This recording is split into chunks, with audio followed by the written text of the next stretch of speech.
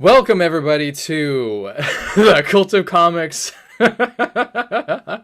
All hail and welcome to the show. I'm your host Tyler Brown. I'm here with my good friends and co-hosts Sean Walsh. Hello. How's it going, bud? It's going. As long as it's going. Josh, how you doing? Doing all right. I guess I'm the skeptic in the cult. You're the skeptic. You're the one. You're the odd one out. Yeah. You're the one. They're the one that we have to keep an eye out for. No, that's I'm okay. Too cool. I'm too cool for the Kool-Aid, man. That's fine because when the when it comes time for the castrations, that means that you're gonna come last. So you'll be able to see all of the horrors. The last come. We can't put that on here. We can put that on there as much as we want. That's welcome to the show. This is the show. The shit show. Basically, that's what it is, man. I had a moment of serendipity earlier. What was that? We were driving home, and I was, pretty clear skies, but doing a little cloud watching as I drove. And I saw this cloud, and it looked like a big arrow. Just an arrow in the sky, and I'm not a dick. Thinking about Guardians of the Galaxy, Yondu's weapon of choice. And then I turned it to the oldies station, and they were playing Come a Little Bit Closer by Jay and the Americans. Oh. And Josh was like, oh my god, it's happening. Yondu's getting me. Take me now. Take me now, daddy. But I didn't get the letter to Hogwarts, but I'm going to space. This all ties into the Heaven's Gate stuff that I just got done power watching, which, by the way, I actually do recommend it. It's actually really good. All right. Extremely sad, but really, really fascinating. All right. Whenever I finally get done with 6 Feet Under, then I'll watch that. You're power watching 6 Feet Under? No, I'm not power watching it. Yeah, I'm watching a couple episodes every couple of days, and then you told me you were recovering watching 6 Feet Under like months ago. So yeah, that's not a power watch. No, I mean it's not. A lot. I'll chunk through it, and then I'll take a couple days and chunk through it a bit more. I didn't really have a show like that with HBO. I think. Well, no, I had The Wire. I watched The Wire pretty heavily through. I did enjoy that, but I never got around to checking out 6 Feet Under. Everybody hyped it up for me, and I just never got around to actually checking it out. I have HBO Max now, so I don't have any excuses, but I just decided to watch the most depressing fucking thing I guess that I could find first, which is just like, hey, go right with 6 Feet Under. Is it pretty? I don't know anything about 6 Feet Under at all. It's got Chris Pratt in it. Alan Ball. Say what? It's got Chris Pratt and Michael C. Hall in it, hasn't it? Not Chris Pratt. I could have sworn he was in. Is he not? I know Michael C. Hall is in Pratt. Yeah. Are they the gay couple? No. No? Unless Chris Pratt is black, then no. It turns out he was wearing blackface the entire time. Did you see that episode? You were guys that posted that episode of Community got removed for blackface. Yeah, that's not new though. D&D one. It gets removed all the time, and then they add it back in. Like during all the Black Lives Matter stuff. Yeah. It's really weird the stuff that they've removed. Not that new, but it happened maybe back in like October or November because my wife was watching through, and I watched her watch that episode. It's still on Amazon, but it's not on Netflix. Yeah, she was watching on Netflix. Okay. I think it's still not on Netflix in the UK because I rewatched Community in like December time. Yeah. But it's on Amazon. Weird. All right. Well, welcome to the podcast. Welcome to our show that I promise is actually about comic books. comic books related media, everything in between. We get into a lot of tangents on this show. We do. It's a casual talk, It's just us. I mean, we're in the group chat pretty regularly, but it's it's pandemic time, so it means that this is a really good amount of social interaction you're able to get. Yeah. We decided to do this in the pandemic, which is an interesting choice in the first place, And also, you guys we're all separate from each other. I mean, Sean, you're in the UK. Josh, you're in Ohio. I think it was Ohio, right? Yeah. Yeah. I'm in Washington, so we're all really separate from each other. Obviously one of us more than the other, but I still don't understand how you stay up until 4 a.m., dude. That won't be happening this week. I mean, I should hope not. I was using up the last my vacation days the last couple of weeks, so I wasn't in work. So my sleep pattern just got slowly worse as time went on. Kind of odd that you have to do it at the beginning of the year. It Usually everyone's expires doing in it in like March. December. Well, he's probably got a different functioning vacation time system than us, right? Yeah, it resets in March because that's like the end of our tax That's year. when the fiscal year starts for you Yeah. guys. Yeah, exactly. I And think obviously, that's we've not. been in a pandemic this year, so I've had no reason to take any days off. Well, yeah, Yeah. of course. Yeah. No, I mean, I feel like it's not that unlike what we deal with here. I feel like when I was forced to use up all my vacation times, I actually got a lot of shit for it. I had a manager who was like, "Why are you taking all your vacation days?" And I'm like, "Because I have all of this vacation time, and I don't really like. What am I supposed to do here?" Like, yeah, I haven't really had a reason to take any sick days this year. It's all going to waste. well, because if we do actually, here's the concern, right? Is like if you do actually end up getting sick, God forbid that you get COVID or something. I mean, if you do end up using that, that'll be nice. But at the same time, you're going to have COVID anyways. I mean, you're already going to be in that risk situation. The last thing on your mind is, oh, I better use my vacation days at work, right? Yeah. It's like the perfect time to use it, but at the same time, Saving it up. Going to take a long break over the summer, maybe. Who knows? yeah, a nice Leave long me dirt alone. nap over the Don't summer. bother me. Can't be arsed. Yeah. I'll take a break from this too. Don't at me. Shall we jump into the news? Sure. Let's do it. Yeah. Cool. Interestingly, there's been some stuff been going on. I think the first thing we should do is shout out to the most recent episode of WandaVision that we just did, which is going to be covering episode 5. I have a lot of energy in that episode because of just how exciting that I episode still is. keep figuring out more stuff even after we did that episode. Do you really? Yeah. I was messaging you guys like yesterday when I watched it again. Well, I mean, I remember a little bit of that, but I was thinking that you were going to be posting that on some more social medias instead of just, selfishly hoarding it with us. Well, I didn't mean to. I got nobody else to talk to. It's whatever. Oh, You guys can share it. I'll just wait for CBR or somebody else to post it. Ugh. You know what? That actually kind of leads into the first bit of news that we can talk about, which is a big fuck up from Bleeding Cool, actually. Shazadam is not the official name change of Black Adam, despite Bleeding Cool deciding to report that is going to be the case. And the reason why this actually happened is because when you are a part of the community, typically going through Diamond or one of the other publishing houses, shipping services, you have access to the resources for what the publishing houses are going to be announcing. A lot of these are going to be emails, they're going to be pamphlets, flyers, blah, blah, blah. Mostly what it is, though, is it's an announcement from these publishing houses to explain, hey, these are going to be some of the changes that are going to be coming up, so you can prepare for events that are going to be happening, or if you want to make events. This is not unlike what happened with, say, for example, the announcement of the New 52, or the changes for Gen 5 or whatever it was. 5G. 5G. Yeah. That's it. Yeah, That's got exactly scrapped a good and example of repurposed that. into future states. So the reason why the owner or publisher, I forget what his name is Chris or something, from Bleeding Cool is getting a lot of flack for this. Rich Johnston. Thank you. Yeah. Rich Johnston is essentially getting his information from comic book stores, and those comic book stores are releasing those bits of information from the emails or what have you that they are getting out. There's no NDAs that they have to sign in order to... It's just goodwill. Yeah, it is. The problem, though, is that this is not unlike... And another really good example, I think, is... So I worked in a comic book store back in the 2015, and it was a Tuesday, and issue 41 of All New X-Men came out, and it was supposed to be released, obviously, on that Wednesday, because Wednesday's New Comic Book Day, Tuesday's Shipment Day, and it was just all across the internet, and it was already up for sale, that issue, because it was the shock surprise announcement that Bobby Drake, Iceman, as written by Brian Michael Bendis, comes out as gay. That's the younger version from a different timeline who ends up gay. That became a really big point of, like, I guess, tense conversation in some parts, because there was a bit of tension, I guess, just because there's some people who were saying, well, you shouldn't be doing that the day before it comes Spoilers, out. dude. People spoiled the shit out of it. I had someone come into the store. I didn't read it.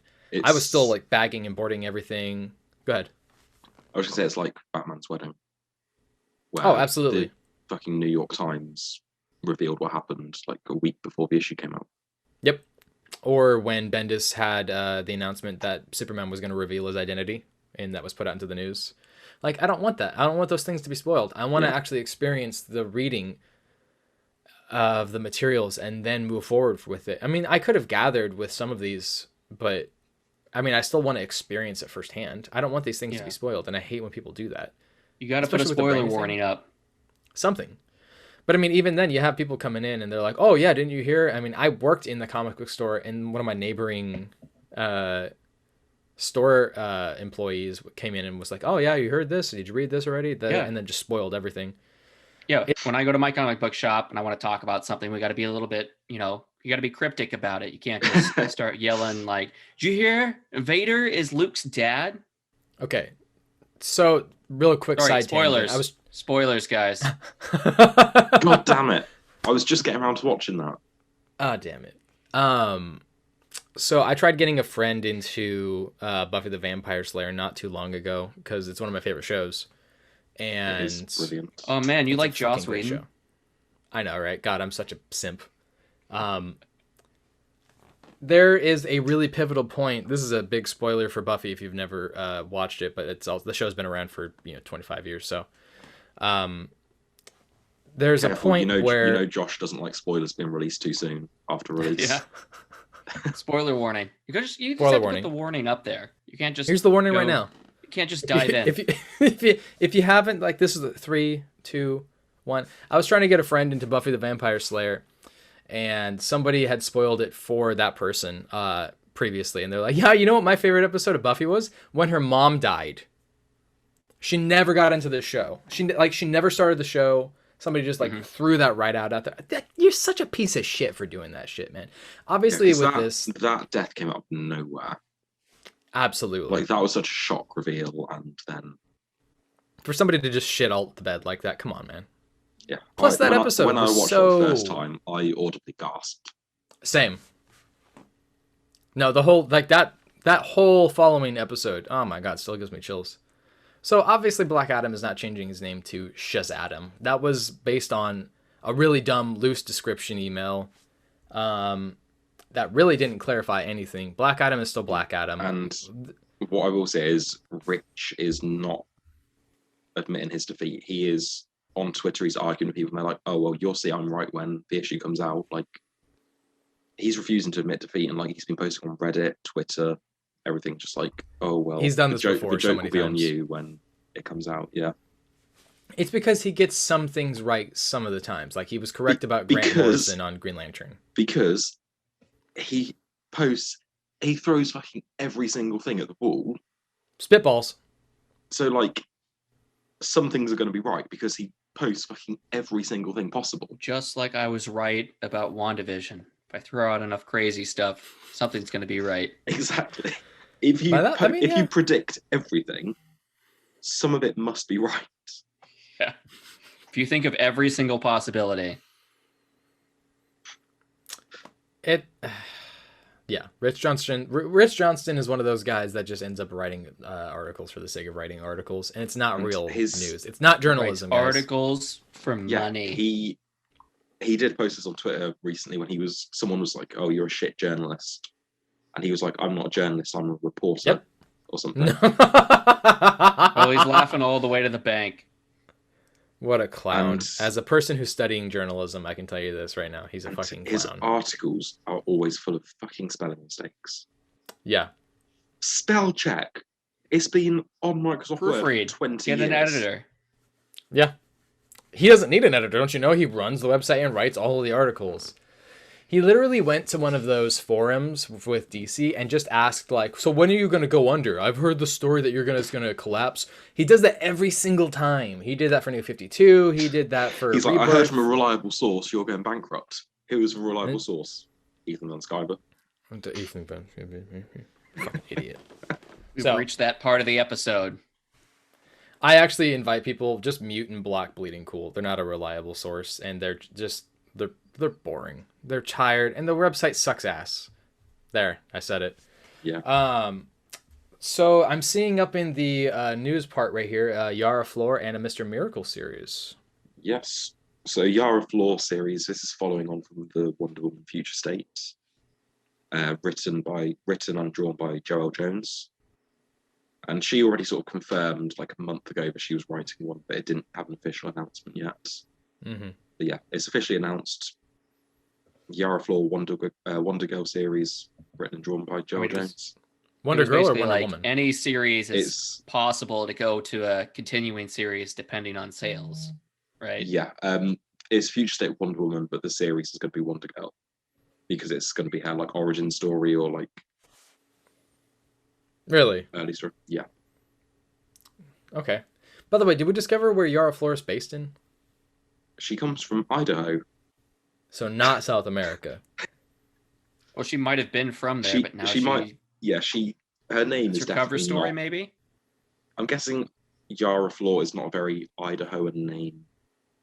Idahoan. As a person who lived basically in Idaho, no, it's not an Idahoan name. She is a potato. Potato, Yara Flora. So she'll probably Mr. be Miracles? like. I'm just No, go ahead. She'll probably be like operating in South America, like dealing with South American mythology and stuff like that. So like Aztec. Oh yeah, gods? it would be nice to get some South American mythology. Yeah, We'll get into Not that. Idaho. Not Idaho mythology. After all the South American mythology we got in the Future State book. Yeah, Mr. Miracle. It's a Shiloh Norm. I think it's Shiloh Norm. Shiloh Norm. Yep. And this is the Mr. Miracle that popped in Superman World of War. Yeah, and Superman of Metropolis, the backup. I think it's written by Brandon Easton. Brandon Easton, really? Yeah. The new costume looks cool. Or like the does it just look like cool? I don't know. Some of these artists make the costumes look like not just skin tight, but make the costumes look like skin. Like they open their mouth and the suit goes into their mouth. Yeah. It's like they've been shrink wrapped. Yeah. This is not really a character I expected to. No, I guess they're kind of pushing for some more diversity and tease a African American character. No, I mean I get that. It's just like I mean that story. I actually went back and reread that story. It's a good story. Which story is this? Sorry. This was in the Superman Future State issue. Okay. I guess Metropolis or the World of Wars. World of Wars. I guess here's my criticism of this. You've already got really well established black superheroes and black characters, and with I would say with like Yara Flor, I don't really see a whole lot of Brazilian characters out in comics in the first place. I feel like that one at least makes sense.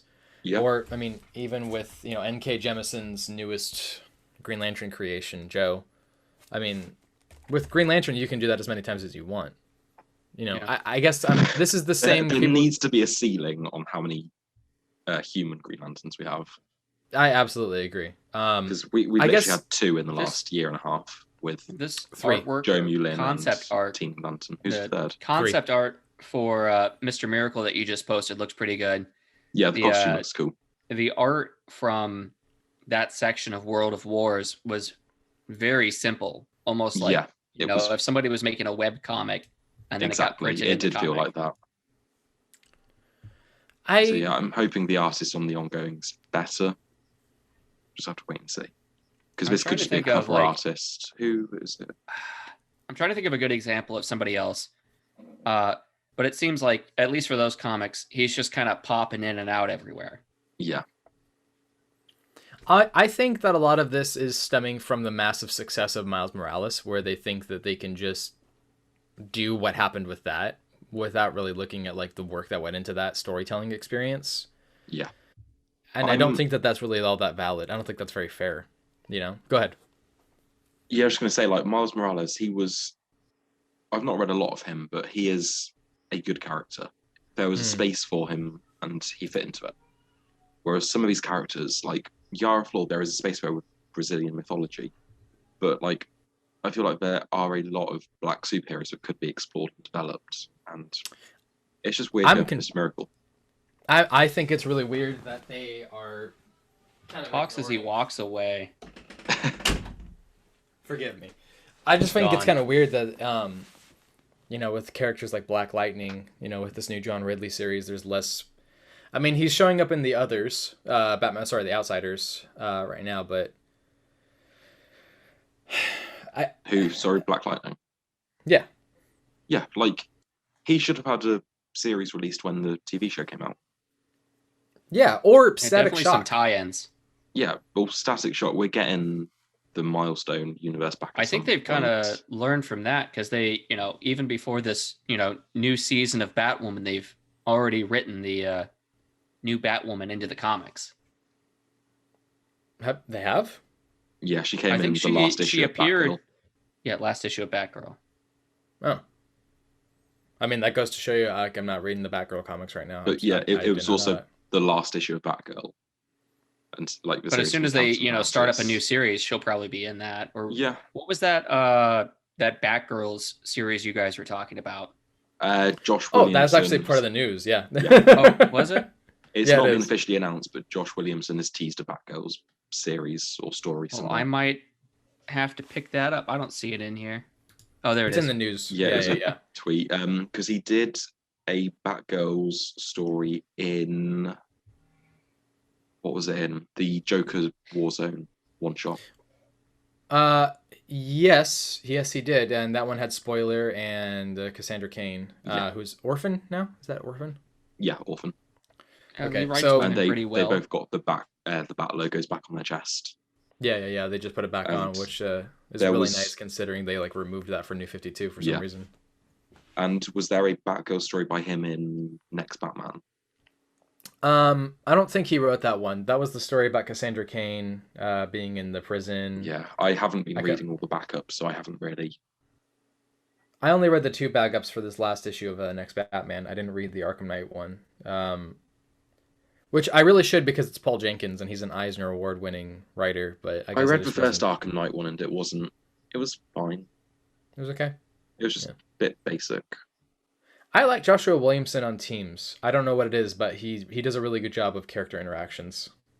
Yeah. You guys read Birthright? It's one I'm going to. You ask this almost every episode. I swear to God. I know, but it's relevant right now because he writes that, and that's a very team-oriented comic.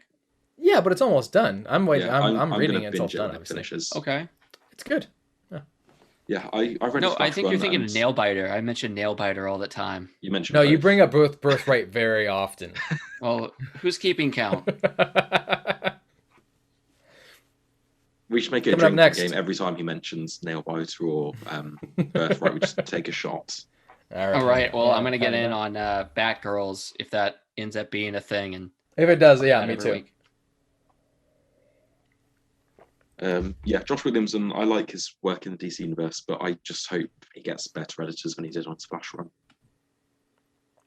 Because he said that partway through his Flash run, it was just completely derailed by editorial interference. How many times is this going to be? This he called out the editor by name. Yeah. I don't know who it was. I can't remember, but he did name and shame the. Wow, that's a big no-no in the industry. So that's really ballsy of him to do that. Well, he's spearheading Infinite Frontier, so he really had nothing to lose. Because he's now a big writer. He's got the A-level status. Yeah. All right. Well, good for him. Yeah. It's a shame because his Flash run was really good, but you could tell it was very uneven as well. Was that around the point where it was year 1 for Flash that started getting derailed, or? There were highs and lows throughout. Year 1 was definitely a low. Okay. Yeah. With regards to the latest issue of WandaVision, there's been an announcement that there is a possibility of a Jimmy Woo series that has been pitched to Kevin Feige, which also involves currently being pitched. Oh, They still said on being the pitched. article. It's going to be pitched. Okay. Hasn't even been pitched yet. It's a theoretically a hypothetical idea that could be pitched. Yeah, and it's in the style of X-Files, they've said. That would be kind of That's funny, but I reported. wonder how they would do that because it would be a Marvel series, so they would have to have like a very Yeah. specific. I'd be for it. It would be like a case of the week kind of thing, I guess. Yeah. Yeah. And that'll take some time to get that up and running. Yeah, his character is just so wholesome and funny. I would watch the shit out of that show. I agree. This also ties into the next part of that story, which is that Boss Logic actually went into a meeting with Kevin Feige about a poster, and just recently released a photo on social media of a poster for Jimmy Woo's potential series. Now, whether these two things are linked or not, we don't know, because I don't think he'd be allowed to leak. I don't think he'd be allowed to post that so soon after the meeting, considering Marvel's secrecy. No, but I think that it was a potential. I mean, it's Boss Logic, so I feel like he's probably trying to do the whole look at what I can do. I am capable of doing it kind of thing. Yeah, it's possible. Because I don't know if this meeting with Kevin Feige's happened yet. Boss Logic is one of those guys that's like that blew up very, very hard for being a Photoshop artist, which is kind of funny. People love Boss Logic. I've seen some Boss he hasn't Logic. had the Marvel meeting yet. That's on the 17th. Okay. Right on. So it's the Jimmy Woo thing could be completely unrelated and just in reaction to the news. Chris Evans previously has reported as being rumored for coming back for another part of the MCU, but now those rumors are being tied to Doctor Strange 2, and that he could be playing two different characters. So there's a lot of speculation on the internet right now that he could be playing the Human Torch from the Fantastic Four, 1 and 2, both of which were ass, and possibly let's America. not forget the very comic book accurate Galactus that movie had. You know what? There's never been a better representation of him as Clouds. Yeah, it was just as comic accurate as Parallax in the Green Lantern movie. Just gold. Clouds. Just Clouds. I don't know what it is about Hollywood, but they just really want their villains to be Clouds. Yeah. Well, they got it in Lost. I mean, he's not a villain, but it worked for Mufasa in The Lion King. Where did you make that connection? He comes back as Clouds. This is CNN. Remember. I think that would be really cool. I think that this would tie into the whole like multiverse thing that we've been having a conversation about. And I mean, with episode 5 of WandaVision, that kind of makes sense too. I'm not going to say anything about that episode because you should just go watch that episode and our episode covering it. If you have any more episodes, let me know. I will. You're a part of the podcast. No, I'm saying like if somebody out there you're has, gonna know. If everyone out there has episodes 6 through 9, let me know. I'd like to watch them. You're acting like I'm just like, hey, if you want to do another episode, you're a part of the show, Josh. Of course, you're gonna be if fucking. Somebody out there has WandaVision 6 through 9. I'd like. And to I'm telling that you, now. I want that too. But I'm telling you, you're here with us. I promise you're still on the show. You're fine. You're experiencing it live with us. No spoilers for you. Spoiler alert. The second character who's rumored to play is the Captain Hydra Cap from Empire. But if it's like a multiversal Elseworld thing, he could be on screen for like a minute and a half. Yeah, that's true. Okay. Oh, Cap, I'm so glad to see you. Just starts hitting Hydra. Cap, why? So what's this about the Blade writer? So there's now been a Blade writer attached to the Mahershala. Help me with the name. Mahershala Ali movie. Mahershala Ali. Yes. I'm not so good with the names. He's got such a unique name. It's actually kind of hard to forget, in my opinion. Mahershala Ali. Yeah, I do remember it, but then when you're put on the spot and you're like, shit, people are going to hear me say this. Mahershala Ali being cast as that character is such a fitting, you hear it and you're like, oh yeah, obviously. How did I not even think of that? That's such a perfect casting choice. So the writer, what exactly is a scribe? So a scribe is typically a person who writes down the transcripts of things for others. Okay. So it's sometimes loosely used as someone who just is the writer. So when they say the scribe, they're using another word for writer. Okay, so it is a writer from Watchmen because it says, the writer is a Watchman scribe. Yeah, this article says Watchmen writer Stacey Osai Kufor. Yeah. So this person worked on Watchmen, which was a good show. So hopefully this will be a good movie or TV show. Is it a movie or TV show? It's a movie. Okay. As a noun, typically a scribe is a person who copies information. So I think it was poorly used there. I've heard, I know what the word scribe is. I know what they do. I just didn't know what it was in the context of, TV shows and movies. It's a weird choice. I mean, unless she is like the head writer, that's probably why they chose the word scribe. I would say maybe she's just one of the writers for the show. It's the only thing I can think of. But I'm excited for that. Watchmen's a great show. I strongly recommend it. I'm excited for some darker stuff in the MCU. Blade. I'm going to tell you this right now. If it's a PG-13 Blade, I'm going to be angry. Yeah, I agree. I got to say this too. I really, really, really want 1970s Afro Blade at some point. Like just a little bit. Not the whole movie, but just a little bit. I just want that gigantic, like, hey, brother, kind of. I want that so bad. That sequence of his introduction fighting Dracula is one of the coolest introductions, and it sticks in my mind all the time, especially with the outfit that he wears. Oh my god. I'm so pumped for that. I wonder if they're also going to do the whole traditional Wesley Snipes costume design, because you know how Marvel is. When they go and do the movies, they make that new adaptation put into the comics. They did that with Guardians of the Galaxy, and I don't really want that. Blade, he's got a simple costume. I'm sure they're going to keep it relatively the same. He just looks like he kind of looks like Rambo.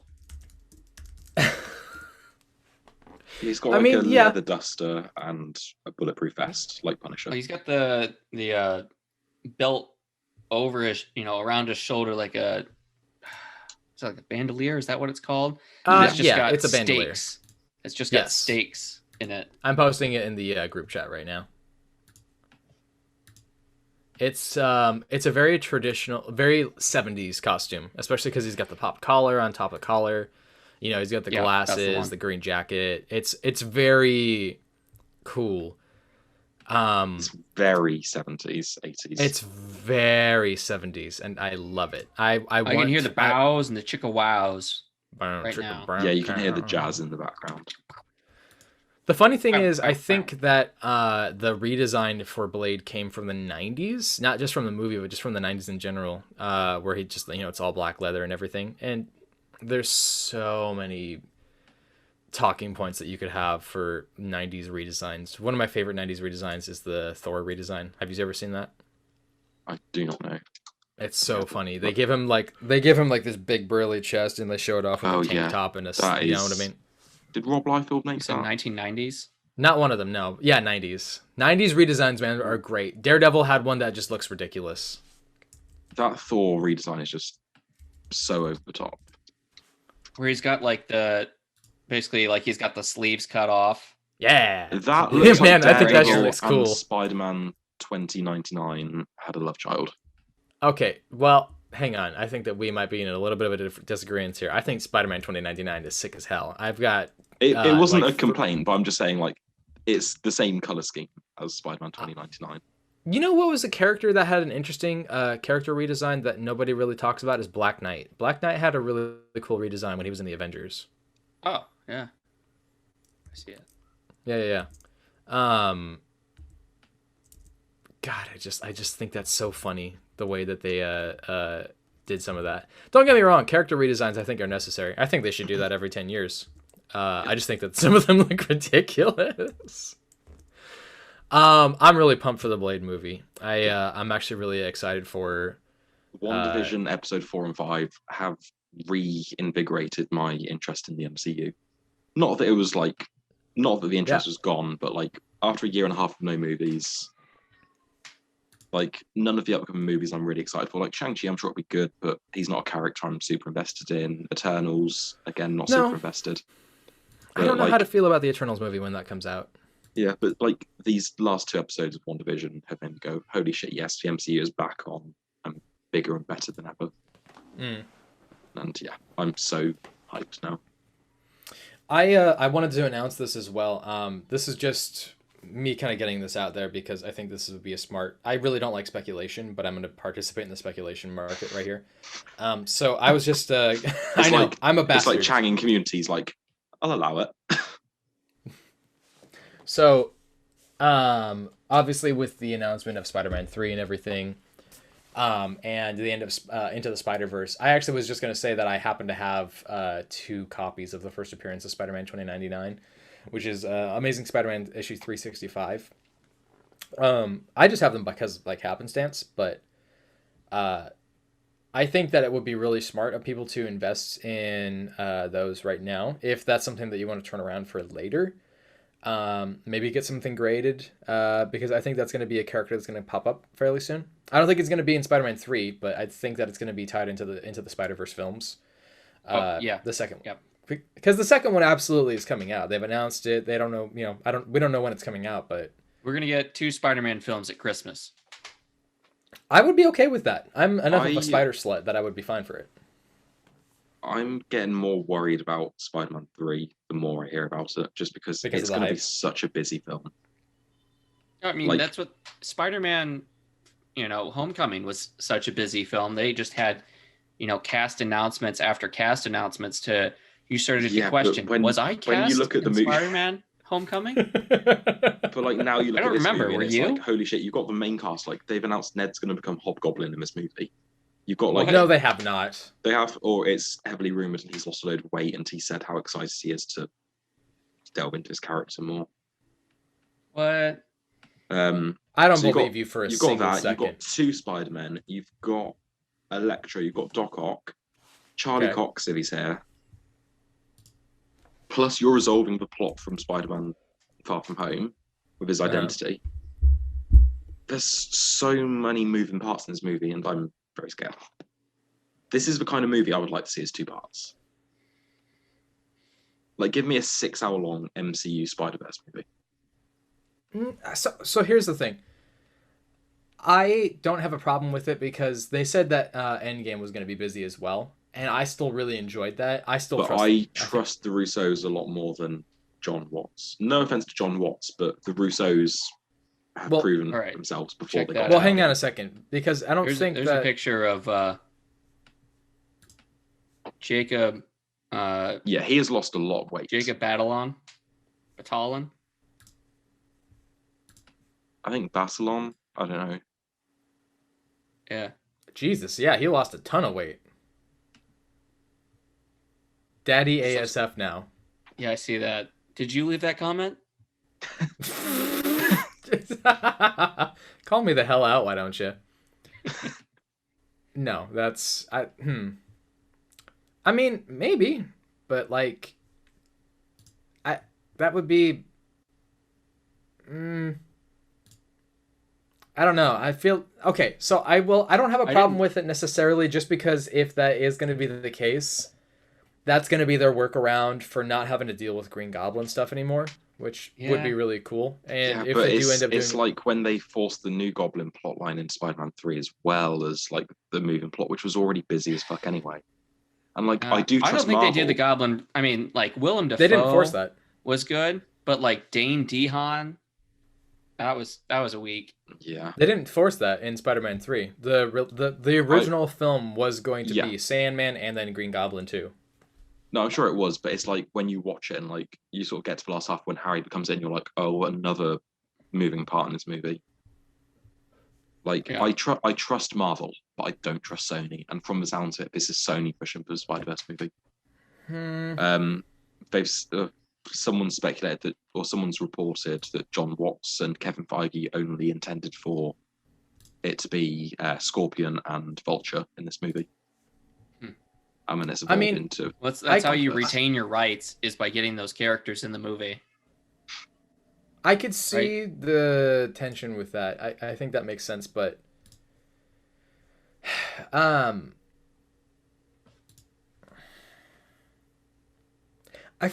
didn't know John Watts was attached to this one still. I thought that he was stepping down from the third one. I don't think so. I thought he was. I'm pretty sure he's still attached. He's gonna do all three of those and then the Fantastic Four film? Oh, come on. Please What? don't be real. So I just Googled Spider-Man 3 to see if to Same. try and find out who the director is. Top result, Willem Dafoe spotted on set. Fuck yeah. Yeah, but that's just it's even more of my problem. Like now you've got another character coming in. It's like I clicked on the wrong Spider-Man 3. The same. I'm like, oh, Sam Raimi's directing. like yeah, John Watts is still directing it. You know what? Like I like Willem Dafoe. He was good in that role, but just another moving part in this movie is not something. Here's the thing. We have no idea what this is going to be like. We don't know. We straight up don't have any idea. Hear me out. Hear me out. Ooh. We know for a fact that this is going to be a Spider-Man film. Sure, Willem Dafoe's experience as Spider-Man obviously was Green Goblin, so that would be the logical conclusion. But I mean, I'm going to use your even argument against you, which is about episode 5 of WandaVision because of that big reveal. The suspicion that it could not be who we think it is, and instead is a redirect.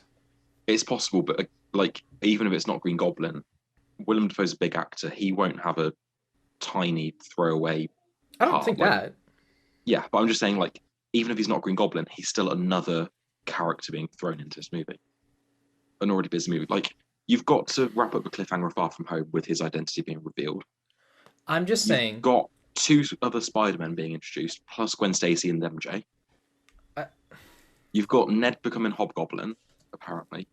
There's rumors of Charlie Cox being in it. You've got not Venom, sorry. You've got Electro and Doc Ock, and now potentially Green Goblin back. Tom Holland has said in an interview with Variety that Spider-Man 3, his Spider-Man 3, is the most ambitious standalone superhero movie ever made. So there's no way at this point. It has to be a big Spider-Verse film. All right. Yeah, it's Spider-Man Home for the Holidays.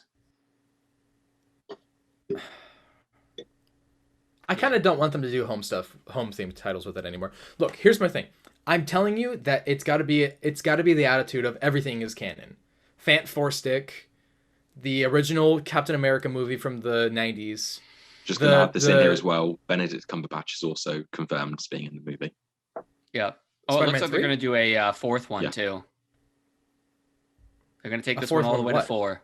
If it's a 2-parter, I'm going to be very happy because it will give all the plots time to breathe.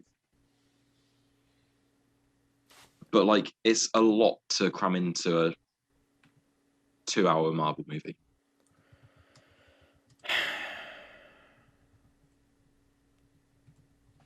I have too many thoughts running through my mind, honestly, at this point, because I'm thinking this could lead into a Miles Morales series. This could lead into the tie into the Spider-Verse. Like I said before about like the cartoon universe meeting the real world like universe. This could lead into my idea, which is that everything is canon. All of the Marvel films, whether they were owned by Fox or Sony, they're all canon. That would be the smart thing to do, in my opinion. I think that would be the great way to go about this, because that leads into so much more. Then Sony can have their stuff, and then you can be like, okay, cool, but we're just going to go through you guys in order to make these Marvel films. That'll be the compromise. That would make the most sense. That way you don't have to make your shitty Black Cat movie. You don't have to make Venom 2, which I don't think has actually been even started at this point. Venom 2's filming. They're still filming it during COVID? Well, I don't know. It's definitely in production. Ugh. Yeah. Well, it Which looks is like unfortunate the because Spider-Verse sequel is not going to be coming out till at least October of 2022. That's fine. So another year and a half. That's fine. Yeah, Venom 2 was supposed to be released in October, but it's been pushed back to June 25th. Next year? Yeah, I think they're done with it. This year. Like most of it's 2021. filmed. They're going to release it this year? Well, it's been. They might push it back more, but it was originally going to be released in October 2020. Okay, you know what? I mean, I'm obviously not gonna go see it, but I do want to see. It's being directed by Andy Serkis, so it might. I know, I'm fascinated by that. Yeah. That is the reason why I want to go see it. But god damn it, I'm torn for politics. I'm not going to go see it. They're probably gonna release it on stream, honestly, at this point. Hopefully. Do you think they're ever gonna do like the Morbius film actually? Because I heard they're continuously doing reshoots.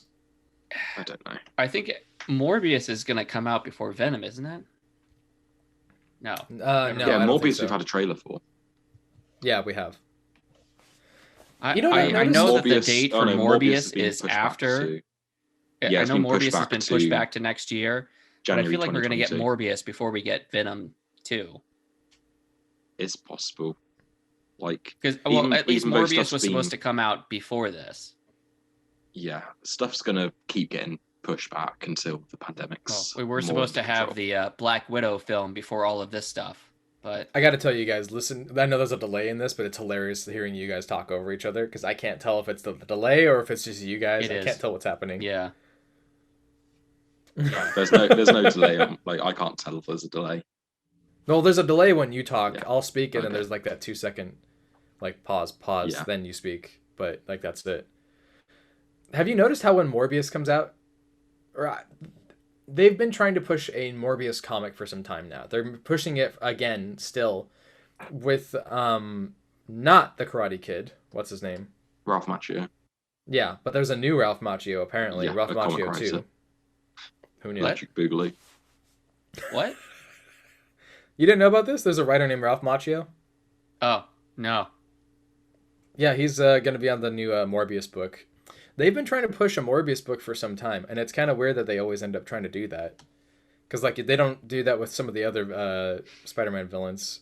I like Morbius. I think he's a fascinating character, but I I just liked always him think in the 90s animated series. That's my only exposure to the character.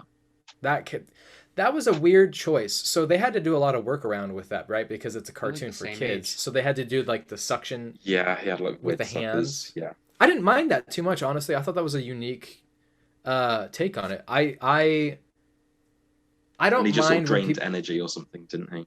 Yeah, because I they don't couldn't allow blood, and they also made the Punisher have laser weapons instead of real bullets. Yeah, they've done that in a lot of shows where they give the characters laser guns. They did the same thing actually with Yu-Gi-Oh! This is interesting. So as you guys know, I recently got into Magic the Gathering, right? Nerd. Well, you don't have you do laser guns, so you don't have to count the number of bullets in the gun. You don't have to reload. So they did. Tell the Yu-Gi-Oh! audience at home how much you spent on Magic. I don't want to talk about it. He It's- didn't go on. spend I don't any wanna- money on it. He disclose. made money on it. I don't want to talk about it. I really don't. I've already spent way too. You don't understand. I don't want to talk about It's it. a problem. It's more. I'll tell you this. It's more than $200. Ooh, I'll tell big you. money. I know. But it's just so much fun. It's the new collection thing that I'm doing now. So anyways, I was looking into Magic the Gathering, and I was looking into that led into Yu-Gi-Oh! Because Yu-Gi-Oh! Is basically a direct rip-off of that. Yu-Gi-Oh! Is one of the most heavily edited cartoons ever. And actually, they set a standard in the 90s, or maybe there was already a precedent for it, but it bled over into cartoons like The Amazing Spider-Man and such because of the replacement of real guns with bullets with laser guns, because for some reason futuristic sci-fi guns are less threatening.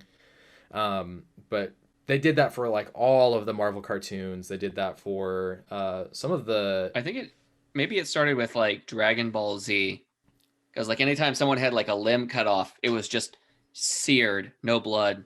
That was the They edit. actually edited that out specifically because of American audiences, but they Yeah. also... That's what I'm talking about, the editing. Yeah, the very first episode when Raditz comes down, the farmer shoots him with a bullet gun. With a gun. Yeah. That's the only time you ever see something like that. It's weird. Yu-Gi-Oh! Has... First off, is one of the darkest things you'll ever see. There's an entire first Even if season. it is like a whole, like, even if it is heavily edited for like American children, the show's still dark. Like, Yeah, that you have, one's a weird like, one to- The main character like, Yu-Gi-Oh's a steals weird souls. one The to main choose. enemy steals souls and shit. That's not even the majority of it. It's not even that he just steals souls. He literally murders people. There's an entire Yeah. first season of the show that's been completely cut from audiences Well- across the world. It's rare. Jeez. The in the comic or the manga, the Yu-Gi-Oh card game doesn't even start until like 100 some chapters in. Yeah. Yeah. Which is, Like, for that show is season 2. Like it starts out as like, your usual manga, and they do like a game of the week kind of thing, puzzle of Yeah. the week. No, it was like a Yeah. whole last thing. I mean, Five the or whole, 6 issues. Yeah, the whole premise of it, there's so much editing that went into it. It actually made me curious, and then I was like looking into some of the history of it. It actually led into some of the Batman. The animated series is one of the only shows that I could find that was not ridiculously heavily edited, which is really fascinating because that's a really mature. Well, It didn't need to be edited because they had control over it while they were making it. yeah, absolutely. I guess the thing I'm trying to say is, for the show being what it is, I'm kind of surprised because, I mean, they shot bullets, it's gangsters set in the 1940s kind of feeling with the show. It's just interesting to see. I don't know. Yeah, they probably It's towed also- the line as much as they could. They were aware just of their interesting to limits see it. and censorship, and they towed the line as far as they could. Yeah. Fascinating stuff to see. And I suppose on that tangent, we should probably switch back to this last little bit of news, which is about Don Cheadle. Yeah, it was just a funny bit of news I heard today. When he was offered the role of War Machine, he was at laser tag for his son's birthday. Daughter, sorry. And he got a call from his agent while he was playing laser tag, and they were like, "Oh, I want to connect you to a guy from Marvel. He wants to offer you this role." But you got to take it up within the hour. Yeah, so he spoke to the Marvel guy, and they were like, "Oh yeah, you need to decide like now. Like you got an hour to decide because otherwise, like we're offering it you now if you want it. Like you don't need to audition. Like you can have the role if you want it. But you got an hour to decide. Otherwise, we'll go offer it to the other guy we want."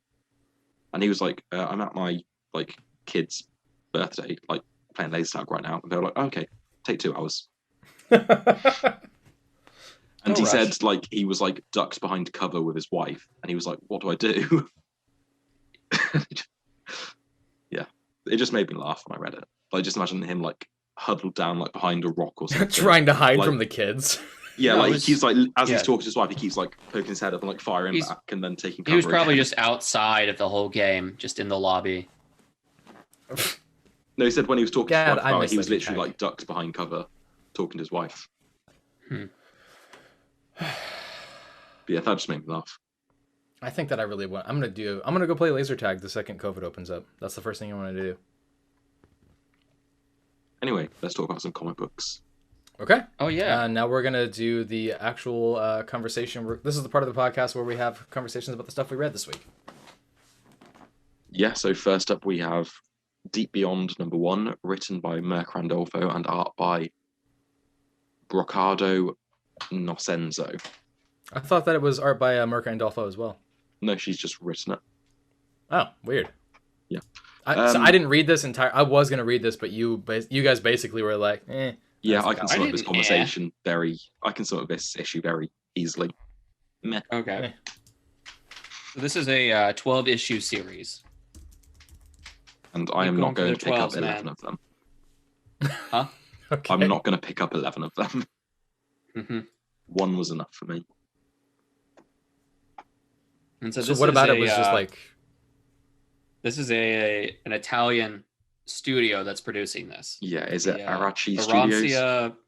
Arancia studio from the Torino, Italy. Oh, so is this kind of like what happens with Skybound being a segment of Image, but not being directly An tied imprint? to yeah, an imprint. Yeah. I think they're separate. But and this is- might be a partnership with a foreign studio to get this printed in the U.S. Okay. Yeah, because Skybound is one of the Image subsidiaries, Yeah. Top Cow, Top Cow. I can't think of any of the others at the minute. Top But yeah. Cow. Top Cow, yeah, but there are more. Wildstorm was one, but that got sold to DC. Yeah, there are many. Yeah, so this is just a separate one that they then publish in America through Image. But yeah, I've read two things published by them before, which was Mercy, also by Mirka, which again, meh, and issue 1 of Commanders in Crisis by Steve Orlando, which again, meh. Meh. I don't know if it's just the translation that doesn't work as well, or if they're just really not good stories. It's unfortunate. Yeah, because a lot of the writing in this did remind me of that Commanders in Crisis #1 issue, where like some pages it was really overwritten, some pages it was really underwritten. It was hard to follow the plots. Yeah, a little bit. That first couple of pages where they, show the rich kid going to a party, I'm like, oh, okay, this is our main character. Yeah, like the first 2 page where you have like her in the submarine thing, like I thought that was fine. Like a good opening. That definitely pulls you in a bit, yeah. Yeah. Gets the mystery going. But then it's just the rest of it, like it jumps around so many characters, it doesn't give you a chance to like connect with any of them. So this is 1, 2, 3, 4, 5 pages at the beginning to introduce characters that you're never going to see again. Yeah. This could have probably been cut down to like maybe 3 pages and given more time to the real main characters. Yeah, well, we've still got the president's son still alive. Is he? Did he manage to escape? No, you see him dead in the in there.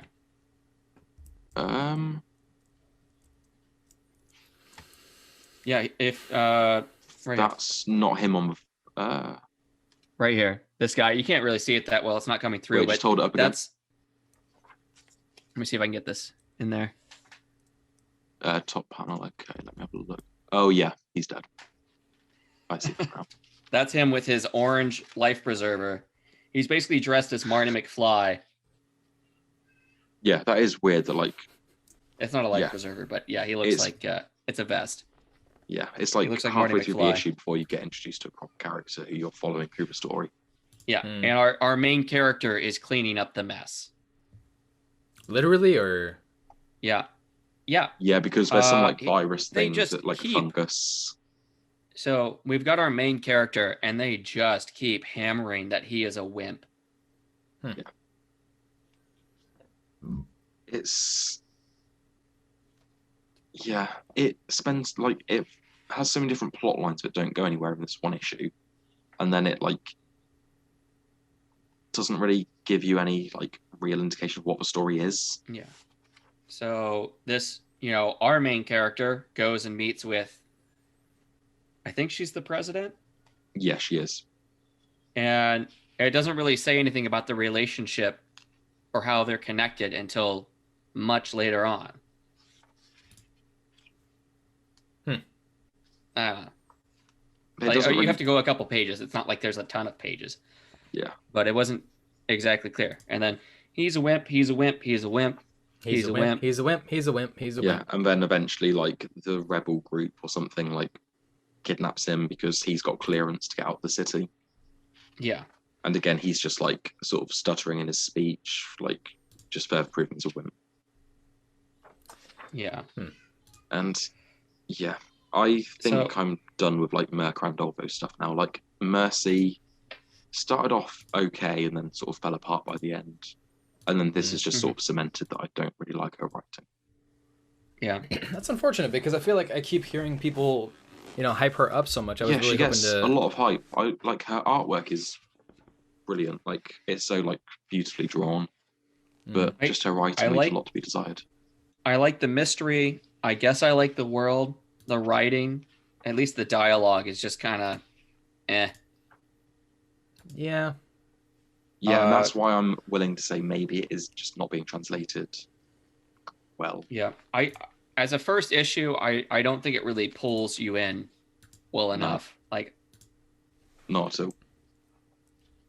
Like if they had saved a couple pages at the beginning of the issue and then fleshed it out a bit more at the end, I think it would have been better. Yeah. Okay. It's a shame, but yeah. I'm not going to continue reading this. Yeah, I'm going to get another one. See how that goes. You're going to get the second one? Yeah. You know what? I appreciate that you say that. Yeah. I think that that's good. I think that putting yourself out there is important to do so. So fuck it. Yeah. If you tell me it's better than this issue, I might give it another chance. But Yeah, as it you'll be the stands one now, I'm to settle it. Yeah, Yeah. I just checked it out on my digital reader, and I mean the art looks interesting. I actually am pretty fascinated with deep sea stuff. Yeah, the art is good. Yes. Yeah, there is definitely a lot of detail here. No complaints about that. But you're just feeling like it's just leaving a lot more to be desired. The sequence with the mass murder seemed weird to me. Yeah, like it spends half the book just sort of establishing that scene, and then all the characters die. Yeah, that's 5 pages out of 20, 22. I feel like you could 2 have pages to clean that up. Like we could have had like the opening scene on the submarine. Then it could cut to like the main character, and like you have a TV report. It's like the president's son has been killed in a terrorist attack or something. Yeah. And we could have had much more time devoted to these characters that we're going to be focusing on more. Yeah. So the way this, whatever poison is in the air, this kind of reminds me of like a sort of virus apocalypse, a little bit like The Last of Us, maybe. Oh, I was thinking about like We Live. Oh yeah, I see the comparison. The zombie characters. The idea that they have to like live underground or in these buildings reminds me of this comic that came out a couple of years ago called Eclipse, where I think that also had the artist, I think, was Italian. I got to look that up again. But in that comic, for some reason, the sun started burning everyone alive. So you either had to stay inside or in the shade. You could come out at night, but if you went outside, like any sunlight would just, death. So the whole idea of having to live in an underground city and struggle for resources. I think I might have heard of this one because the name and premise sound a little familiar. Yeah. So I can post a link to that. Yeah, I found that was it. That's a Top Cow with Zach Kaplan and Giovanni Timpano. They're not names I recognize. Oh, okay. Zach Kaplan also did Port of Earth. That's not a series I recognize. I don't even know what that is. All right. Anyway, this was a fun little series. It was supposed to be like 4 issues long, and then they just kept getting renewed. So it ended up going for 16 issues instead of just the 4. And so he got to tell almost his entire story. That's good. Yeah. So this came out in like 2017 through 2019. So it's been a couple of years, but I might add that to the list. The art in this is really great. Like it does this whole washed out, sunburnt style. The sun is just bright. Yeah, I see the in your cover, face. and it reminds me a little of Andrea Sorrentino. A little with like the sort of shadows and shading. Okay. Mm-hmm. All right. But yeah, I don't think I've got anything to add to Deep Beyond, really. Okay. Want to move on? Yeah, move on to Firepower number 8 by Robert Kirkman and Chris Samnee. I can see you guys had said in the chat that this was a weird issue in your opinion, and I can see why you said that. Yeah, there's a lot of strange panels here where it feels like bits were redrawn and rewritten, but not others. Towards the end, yeah. Yeah, sort of the last... I think there was one bit I noticed during the opening sequence. Let me see if I can find it now.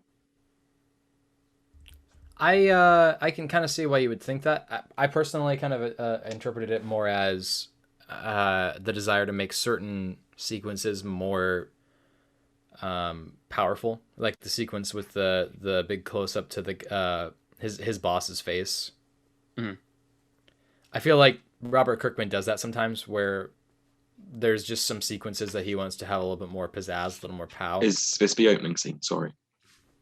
Yeah. Okay. Yeah. No, not the opening scene. Oh. The scene where he's talking to his boss, like towards the middle. Oh, okay. I don't really think I had a problem with that one. No, I don't have a problem with it. I guess I'm just saying that I think that Kirkman has this desire to tell his story a certain way when it comes to his comics. You know, I think that he has an idea in his head. I mean, he did this one speech with Walking Dead that was just a 2-page widespread of Charlie Adler doing Rick Grimes, and like he had turned his head in the last panel, and then he just turns back again. One single speech bubble. Can see this big page does remind. I can picture the Walking Dead page you're talking about. Like that's what it makes me think of. It's a sequence when with he's talking to his. boss. We're still at when he's talking to his boss. Yeah, like the full page spread. I really dig what happened towards the end of this book. I'm enjoying it, but it was just the sequence on the plane. There are a few bits of the art that just sort of confused me. I like this part where he just used the same picture 4 times and edited it a little bit. It reminds me of... Always takes me back to Invincible. Invincible, yeah. Yeah. I also liked the scene where we just sort of see... It was a previous page, the one you showed, where we see Owen jumping over the fence, and then we see like the person watching him jumping off the water tower. Yeah. But yeah, it was the last sequence that there are a few bits of the art that looks a bit weird. Like we have one scene where he walks into the toilet on the plane, and we see him close and lock the door. Then in the very next panel, the door's open, and he's like dodging a sword that's being thrust into him. Yeah. And then you just jump into the aisleway, apparently. Yeah, like... I don't know, then there's a scene where she, like, the person attacking him is on top of him, he's on the floor, like, holding the blade, like, above his head, like, trying to stop it getting to him. And then in the next panel, he's instead pressed against a wall doing it. Yeah, and then you just see his back or something. Like, it's just people watching them, and that's all you see. I'm not sure exactly what we're looking at here. Like, that's just his shoulder or something? Yeah, it looks like his sleeve. But it's just a weird sequence of panels. I like the story in this issue. Like, I'm intrigued to see what the end is, because we have this strange hooded character show up with like lightning powers or something. Yeah. So this is the glowing green this eyes. Is the 4th member of that group that was attacking them. I think this is who it is. The lady that basically got impaled with the sword at the house and is left for dead, and then she kind of wakes up, like she's basically like back from the dead. Yeah. New powers. Yeah. This is still great art by Chris Samnee, and I'm still attracted to Kirkman's the art is storytelling. great. Like, I'm not Samnee's trying to. On this. No. I'm not saying. I don't think that at all. It's just sort of the sequencing was a little strange. No, I mean I agree with you. I think that this is one of the weaker issues that they've had so far. But I don't think that detracts. That doesn't make me want to fall off. You know, I'm still enjoying it a lot. Yeah, I'm enjoying family dynamic and the characters. Do you guys read the letter columns at all, or the RC coda where? Did you get into the letter columns again? Were you in there again? No. Oh. But after the letter columns is they call it the RC coda, where Kirkman and Samnee kind of discuss the issue, which is always a fun thing to read about and see what's going on behind and why they're doing certain things.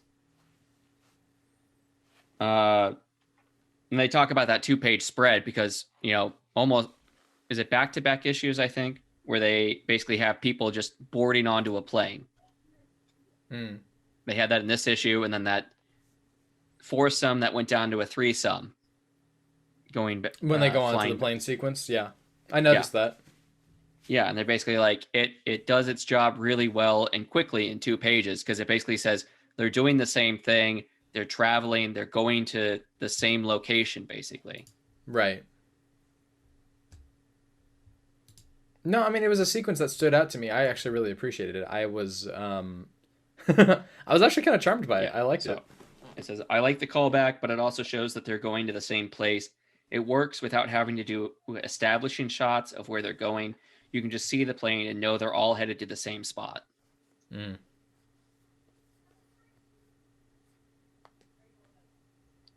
So it was originally about them, you know, sticking out like a sore thumb when they're, you know, traveling on a plane or something. Right.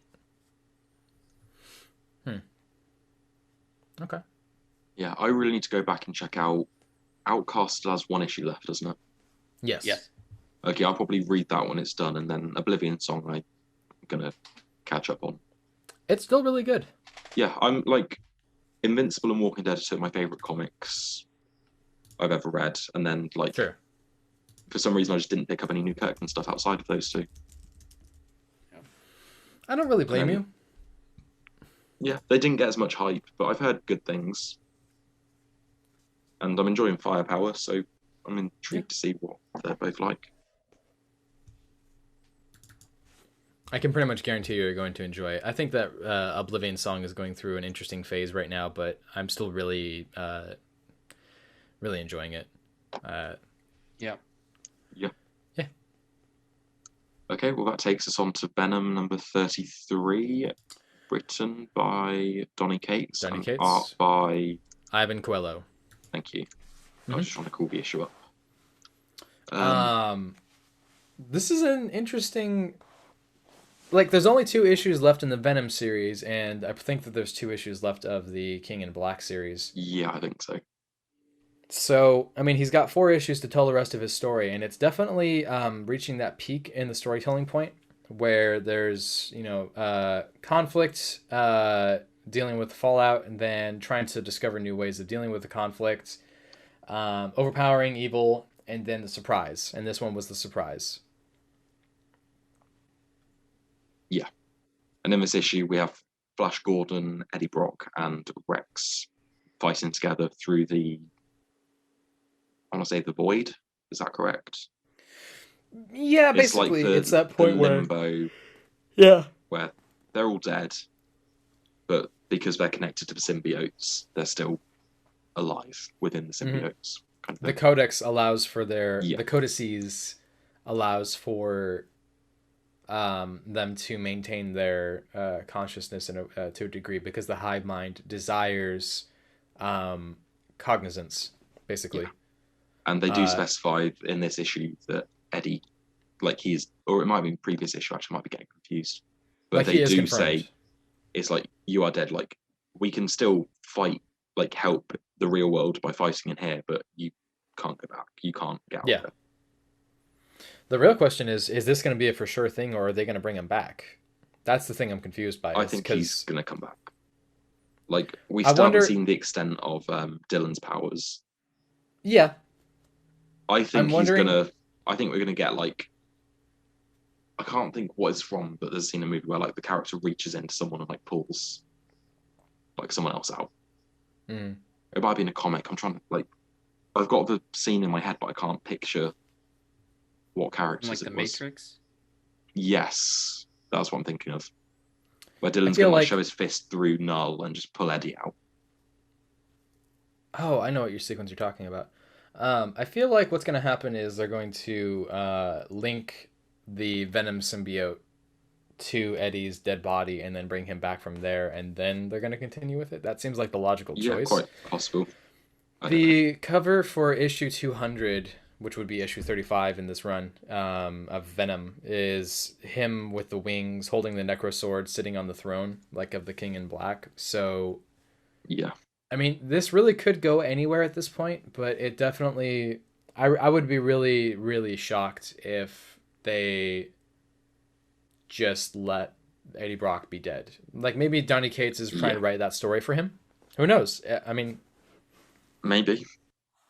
But I still think this is going to lead into the next thing they're working on, whether it is a Spider-Man run. I would be I really don't- surprised if it's a Spider-Man run at this point, just because of what's going on with Amazing Spider-Man. Unless they're Okay. trying to come to a conclusion with that, I really don't. Maybe because they wrapped up the... his name escapes me. Kindred? Kindred, that's it. Well, wrapped it's that not up fully and- wrapped up. Okay. It's not fully wrapped up right now because they are still... They haven't dealt with the reason for why Okay. things are the way they are right now. I just think we've been told we're guessing the story of how the symbiote originally arrived on Galactus's ship. Mm. So there's still another symbiote story Donny Cates confirmed he's telling, but it's just where's that going to be? So I think The this other is going thing to is- end, it's going to sort of wrap up this era, but I think it's going to set up a next stage of a story. The other same thing way to remember all is his, that... Go ahead. I was going to say the same way like his cosmic stuff has sort of had like a link, like his Cosmic Ghost To the Rider Thanos Thanos. stuff. Yeah. Yeah, Guardians of the Galaxy. That was all like a sequential story to it, even though they Yeah, were all no, independent. Donny Cates is very clearly, he's got a 5-year plan, I think, built up for when he's going to have that Thanos story arc come into play for the mainstay Marvel Universe. Oh yeah, because we had that teased in And so Thor. many things now. Thor, Guardians of the Galaxy, that Cosmic Ghost Rider. I mean, you name it at that point. I've But not read a lot of his cosmic stuff. I do need to read his Thanos, read his Cosmic Ghost Rider, and everything. Cosmic Ghost Rider is a great 5 or 6 issue series that was surprisingly funny. Yeah, I've heard very good things. I just need to get around to it.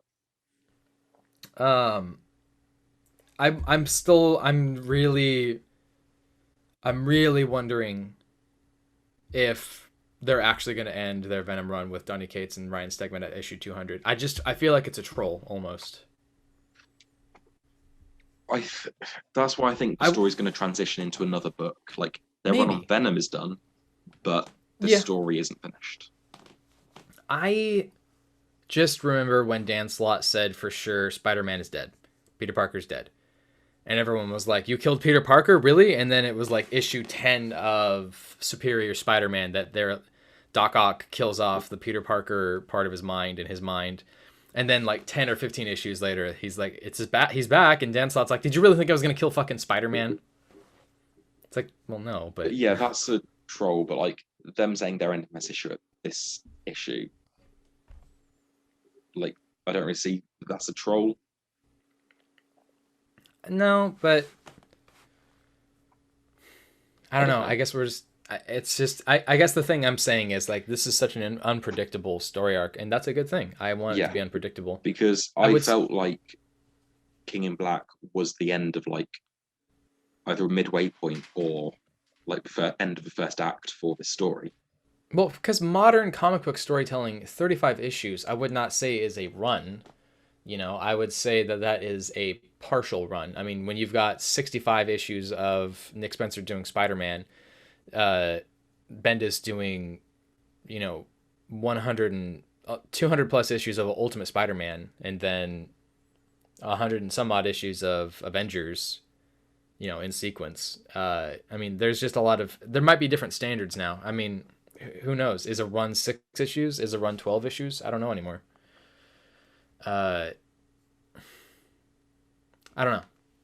I might just be a little nitpicky right here, but I mean, I'm enjoying it. That's the important thing. It's still really good. It's a lot of fun, and yeah, I'm really enjoying it. I especially loved in this issue the page where we had, I'm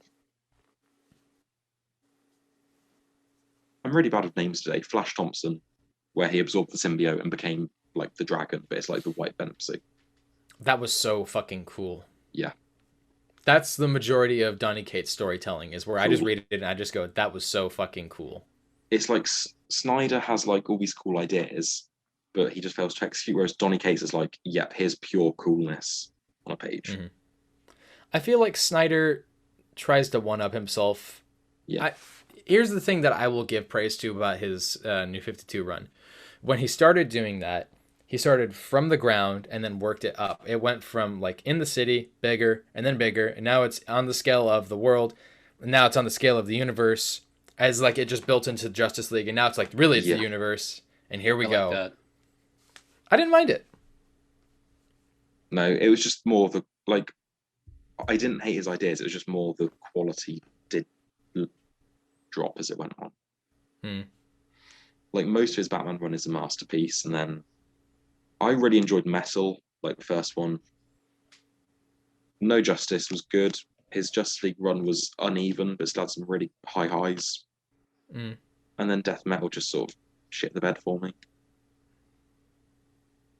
I mean, I respect that you feel that way. I mean, I don't necessarily disagree. I'm selling off both my Death Metal and Metal. I sold my Metal run successfully, but the Death Metal stuff. Going to, like, I enjoyed Metal, but like, I don't want to have like half of the story. So if I'm going to sell one, I'm going to sell both. Some guy tried to offer me $35 for it, and I'm like, you can go fuck yourself. 7 issues plus these, like 5 of these $6 issues. You can eat my asshole. A couple of them were $10 issues. Yeah, you're right. I didn't get those ones. I was like, no, I'm not doing that. Nope. Well, you're not selling the complete set. You can't blame him for trying to lowball you. He can lowball the deepest part of my asshole.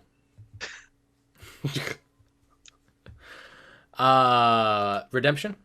Yeah, Redemption #1 by written by Christa Faust and art by Mike Deodata Jr. And this is a new #1 from AWA Upshot.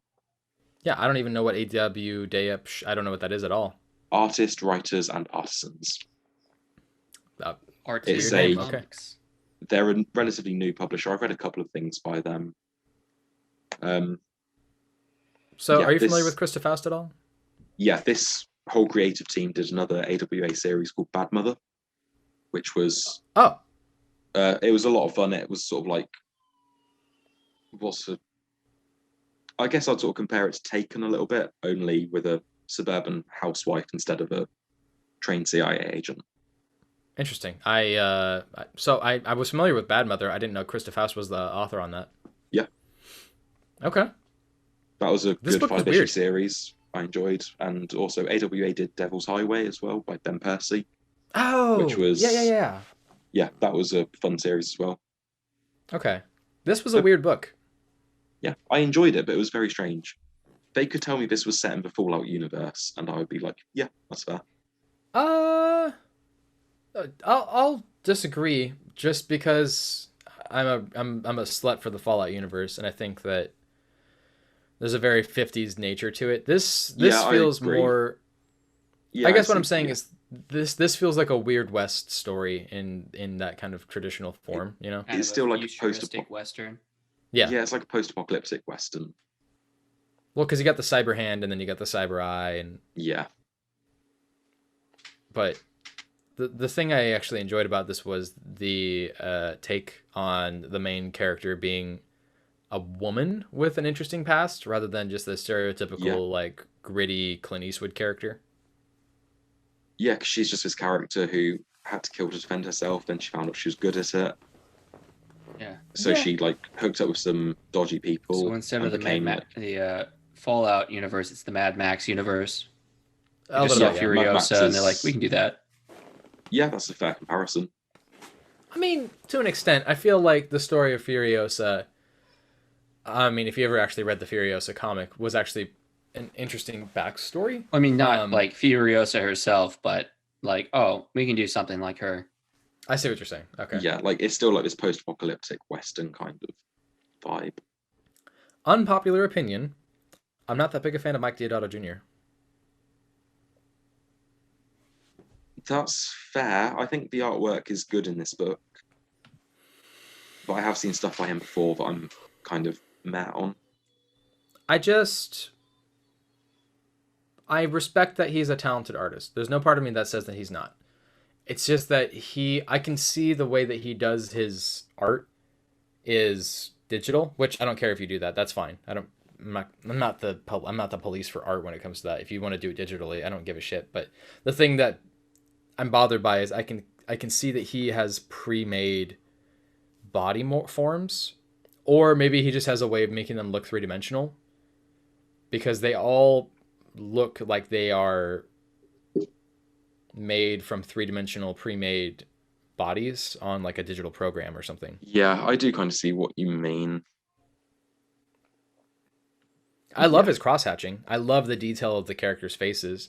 There's no... I look at the characters' faces, I look at the hands, I look at the hair, and then I go, that's art. Absolutely. Like, I look at the tank designs.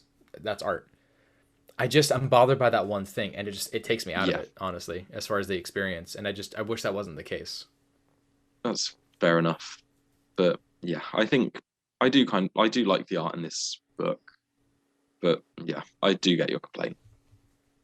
Just going back to the Furiosa comparison, there is a panel where she does look like Charlize Theron. It's the first flashback page, the bottom right panel. Mm. You just have it digitally? Yeah, just so I can sort of scroll through it and reference it.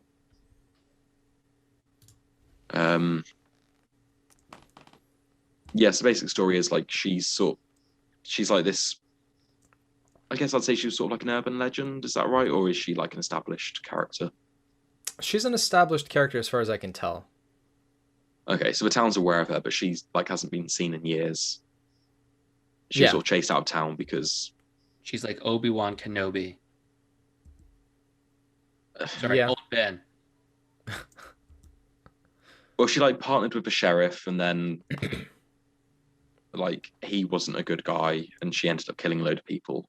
Her nickname is Butcher, Mm-hmm. and Billy Butcher.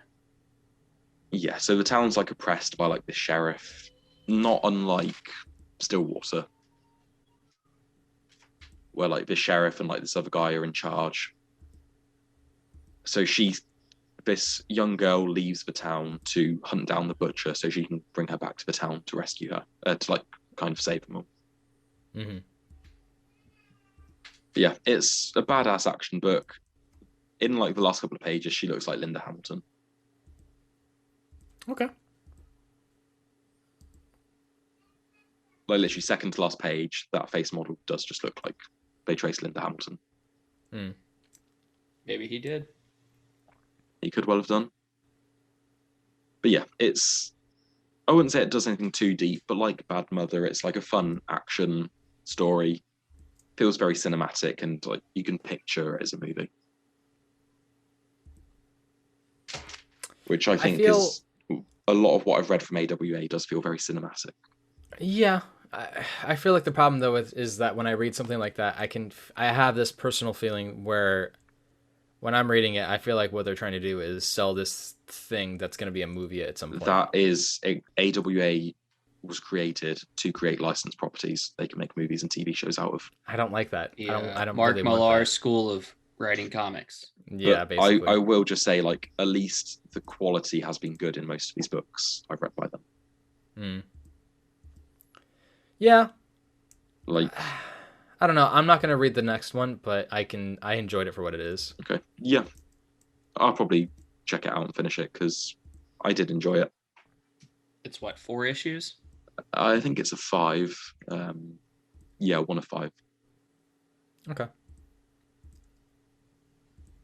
Yeah, I think that's everything on it. About it. All right. Yeah, so let's move on to Future State now. So start with Yeah, go ahead. Wonder Woman #2 by Joelle Jones, written and drawn by. How are we feeling? I I enjoyed like it. the cover. I got the You got the variant. by her name escapes me now. Can I say that again? Move it a little closer because I want to be able to see it. She's done a give lot me a of Wonder second. Woman variants. I know that artist. Damn, that's gonna Yeah. bother me now. Where's the title page? Where's the title page? Where's there the a title title page? page? Why isn't there a title page? There's no credits in here. Jenny Where are the Jenny credits? Frison. Ah. Okay. Jenny Frison. Okay. I did do that without Googling it, by the way. I started Googling it, but remembered it before I got there. Right. That's weird. There is no title page in here.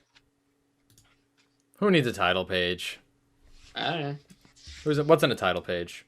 It's only necessary to give creative credit team. to the artists. Oh, it's all the way at the back. Yeah, it's the very last Okay. page. I mean, I gotta tell you, I really enjoy Joelle Jones' artwork. There's no part of me like I love it. I will always love her artwork. She is. It's a gorgeous style of art It's fantastic. with some I love the inking on it as well. Yeah. Okay. I love this Cerberus. I love this Cerberus just in that opening sequence with the eyes. I love that so much. Things I'm are actually a not bit- wearing my Cerberus shirt. Funny enough, that's funny. Yeah. Things are just a bit silly in this. Well, Silly I don't fun. mind that. I hate you. Go on. Tell me more about that.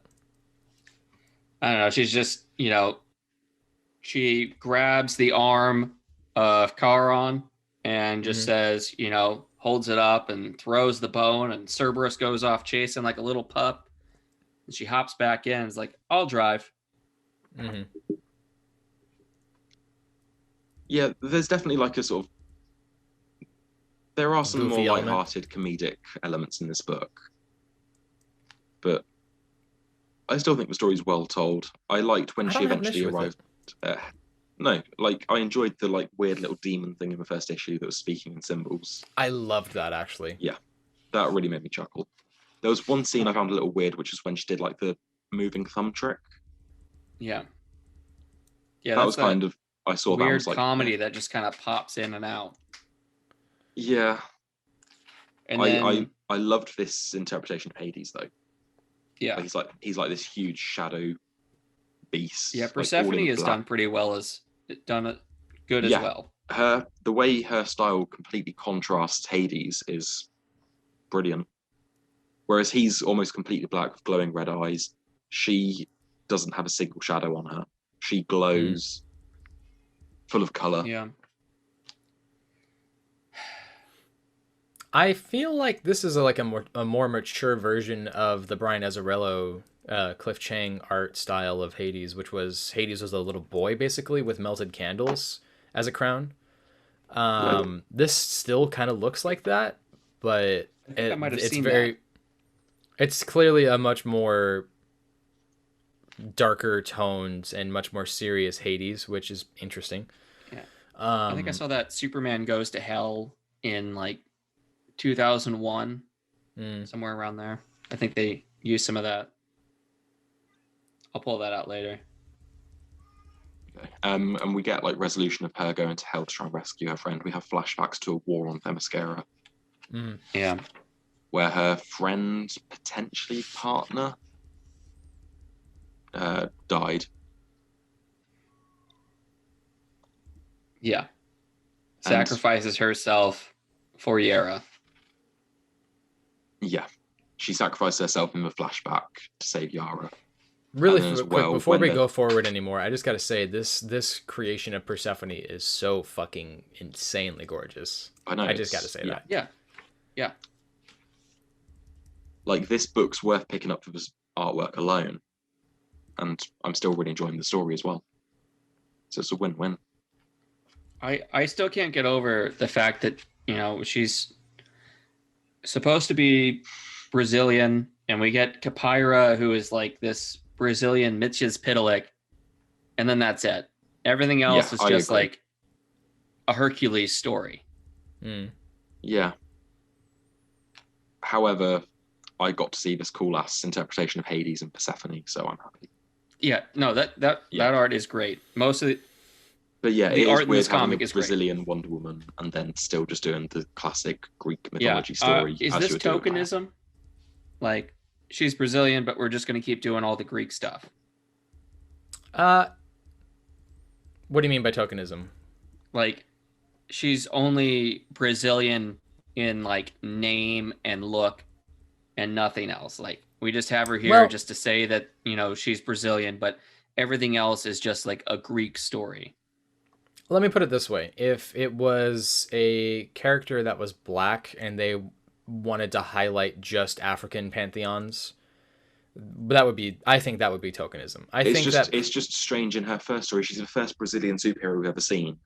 And they're like, oh, we could do some Brazilian mythology and history in this book, but we're just going to do a generic Diana story. Yeah, I wasn't sure if tokenism was the right word, but it's just like she, you know, only in... Yeah, there was a potential to explore some new characters and stories we've not seen before. Like Greek mythology in the last 10 years sort of had a bit of a boom with like the Percy Jackson books, and let's not mention the movies, but then we had the Clash of Titans movies as well. We've had a lot of Greek mythology past represented like in the media. 15 or so years, 300. Yeah. So yeah, we had a chance to show some different mythologies and cultures, but it was like, nope, here's Hades.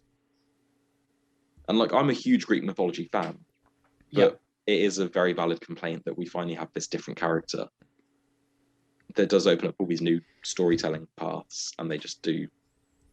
Yeah, I think that this is supposed to be a new character in a familiar setting, and I think that that's the way that they introduce her to the audience, and I think that that's what their logic is. Did you also notice that their costumes were very South American?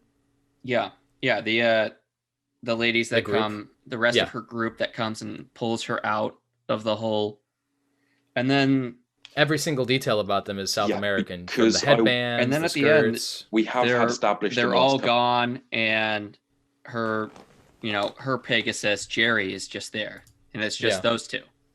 That's more of a Idahoan name. Jerry. I don't know. I thought it was weird. Like, is this all a dream of some sort? Because all of a sudden, all of her team is there pulling her out, and then they're all gone, and it's replaced by Jerry, and he bonks her on the head, and then everything is okay.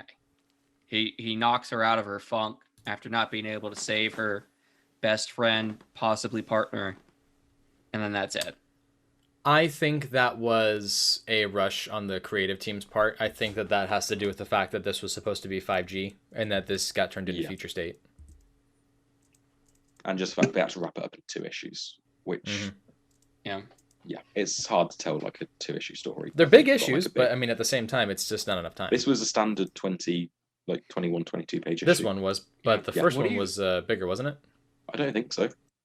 What do you guys think about this narration that kind of starts at the beginning and ends at the end of the story? I don't mind it. It's talking about the hero's story, the origin of the legends. Well, I think the reference there is referring to the basis of the hero's journey, which is the storytelling experience. I don't remember who wrote that book, but just the story about a character, traveling, has to overcome a hardship, fails, has to go seek out the old wise man who trains them. I feel like this is meant to be kind of like, I feel like this is trying to say this is a new character and there's going to be some familiarity with it. Obviously, this is the case with the Greek pantheon and the gods. But so they talk about the hero's origin story, and she's young and irreverent. She's going to do things her way. And so, this is the start of her journey, and she's got to, she learns a bit in this by listening to Kapira and, not fighting all the bodies and whatnot, getting past the anger. I just wanted to add, with the Amazons that rescue her at the end being South American, we have had established in the last few years that a group of Amazons did leave Themyscira to explore the human world, and they did set up base in the Amazon forest. Oh, I wasn't familiar with that. Which is where they get the name. I was not at all familiar with that. Do not remember the name. I want to say Legends of Wonder Woman, but I don't think that is. Legend of the Amazons, maybe? Okay. And I just want to point out Legend of the Amazons DC. I'll have a look for it. So, the Legends of the Amazon. Yeah. I like that her lasso is a modified version of the Wonder Woman lasso. Like, it comes with a bola on it. And it's a little more... Like, the weave is a little more intricate. Yeah, no, I agree. Yeah, there was a series called The Odyssey of the Amazons in 2017 that dealt with this group that left Themyscira. Just a bit of art I liked is when she first gets off the boat to the underworld, and she's in the sort of like field with flowers and stuff. Elysium. Yeah, Elysium. I just thought that was the 2 pages just look very good. Like, we've got that page where she's in like this beautiful, colourful field, and then we get to where she's encountering Thanatos. And it's just the way the 2 pages contrast each other. I liked. Yeah, I'm not too familiar with Thanatos. I think he's the god of death. Yeah, Greek god of death. Yeah. But just, I'm familiar with like Hades. He's god of the underworld. Yeah. God or spirit of non-violent death. His touch was gentle, likened to that of his twin brother Hypnos, sleep. Violent death was the domain of Thanatos' blood-craving sisters, the Caries, the spirits of slaughter and disease. Yeah. So, I mean, he doesn't appear that often. Me too. It's just so cool. Do you have any idea who these... I mean, were these supposed to be the Fates? These 3 guys? No. Before she meets Hades? No, they are demonic underlings that worked under Hades. The two named outside of the main red skulled one are ones that are noted. Do you remember Pain and Panic from Hercules? Yeah. Those are modeled after those two characters. Okay. Oh, okay. I see one is named Minos. Mm-hmm.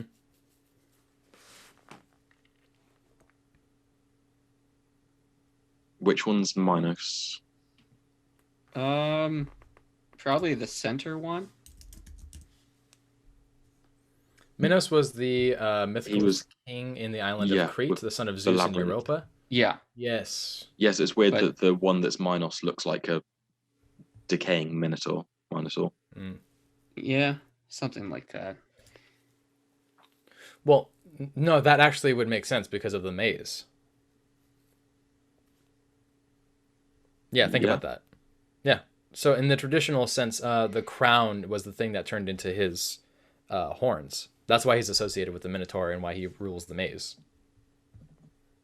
Yeah. Minos, Taurus, Minotaur. Yeah. Yeah, I just wasn't sure if these were three guys that I should have known.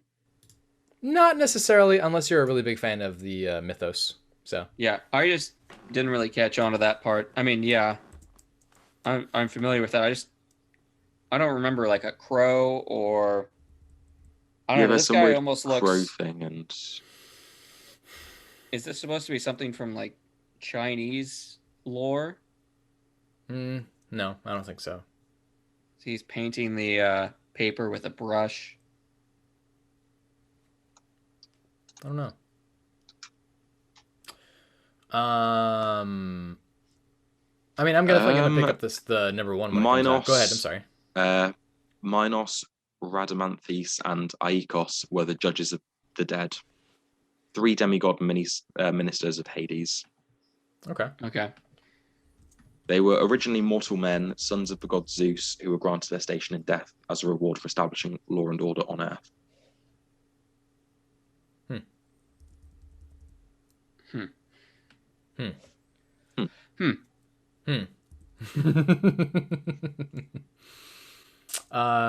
Anything else? Just that I'm going to pick up the main series when it comes out. Because Same. I'm at least gonna pick up the number one. All right. I'll get the number one.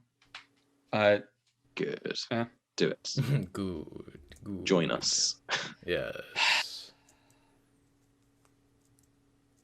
Shall we go on to Swamp Thing? Something or Batman, whichever one you want to do first. Let's do Batman first. Yeah, so next Batman, John Ridley and Laura Braga. Thoughts?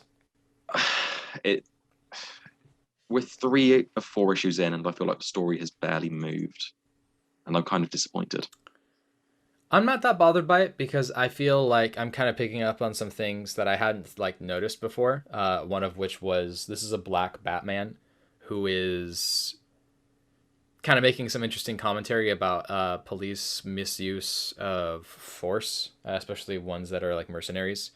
There's a sequence where he's standing in front of the Can I say this on air? I saw someone on Reddit say the reason he wears a mask is because at the beginning the police wouldn't have given him a warning if they realised he was black. Yeah, no, that's absolutely the reason. You are absolutely correct for that. Think about that for a second. This is that's the purpose of that, is to show that Batman is white. Agree. Yeah. No, you're completely right there. That's not I don't think that's too hot of a take. Yeah. I think that's a good point. I've got to say I'm not a fan of Laura Braga's artwork. It is a huge step down from Nick Darrington.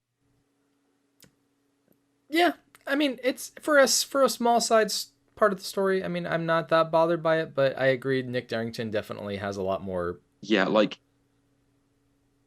like on its own, it's good, but it's just when you're comparing it to Nick Darrington, who is a phenomenal artist, it just does feel very kind of jarring that there's such a big difference in style. Yeah. So I guess the thing that I was gonna say was that I feel like there's a story being told within the story about the fact that he's standing down in front of the line of fire and is making the comments that he is about shoot on sight and kind of defending the white people and trying to get them justice. I feel like there's a commentary there, and I don't really know what it is, but I feel like there's something to be said about that. I'm really enjoying this Batman's take of how he isn't just doing the typical like, oh, I'm going to hand you over to the authorities and let them deal with you kind of thing. Yeah. Because in the first issue, he rescues those kids who have not accidentally joined a gang, but they've joined a gang, and he's like, I'm not going to say no to police, but like I'm getting social services involved. Like, learn from this mistake and be better, kind of thing. Yeah. And like, I enjoy his approach. I'm really enjoying the fact that he is approaching crime differently. He's not just doing like, oh, we're going to send them to Arkham where they'll be rehabilitated and they'll be out of a revolving door in 3 days.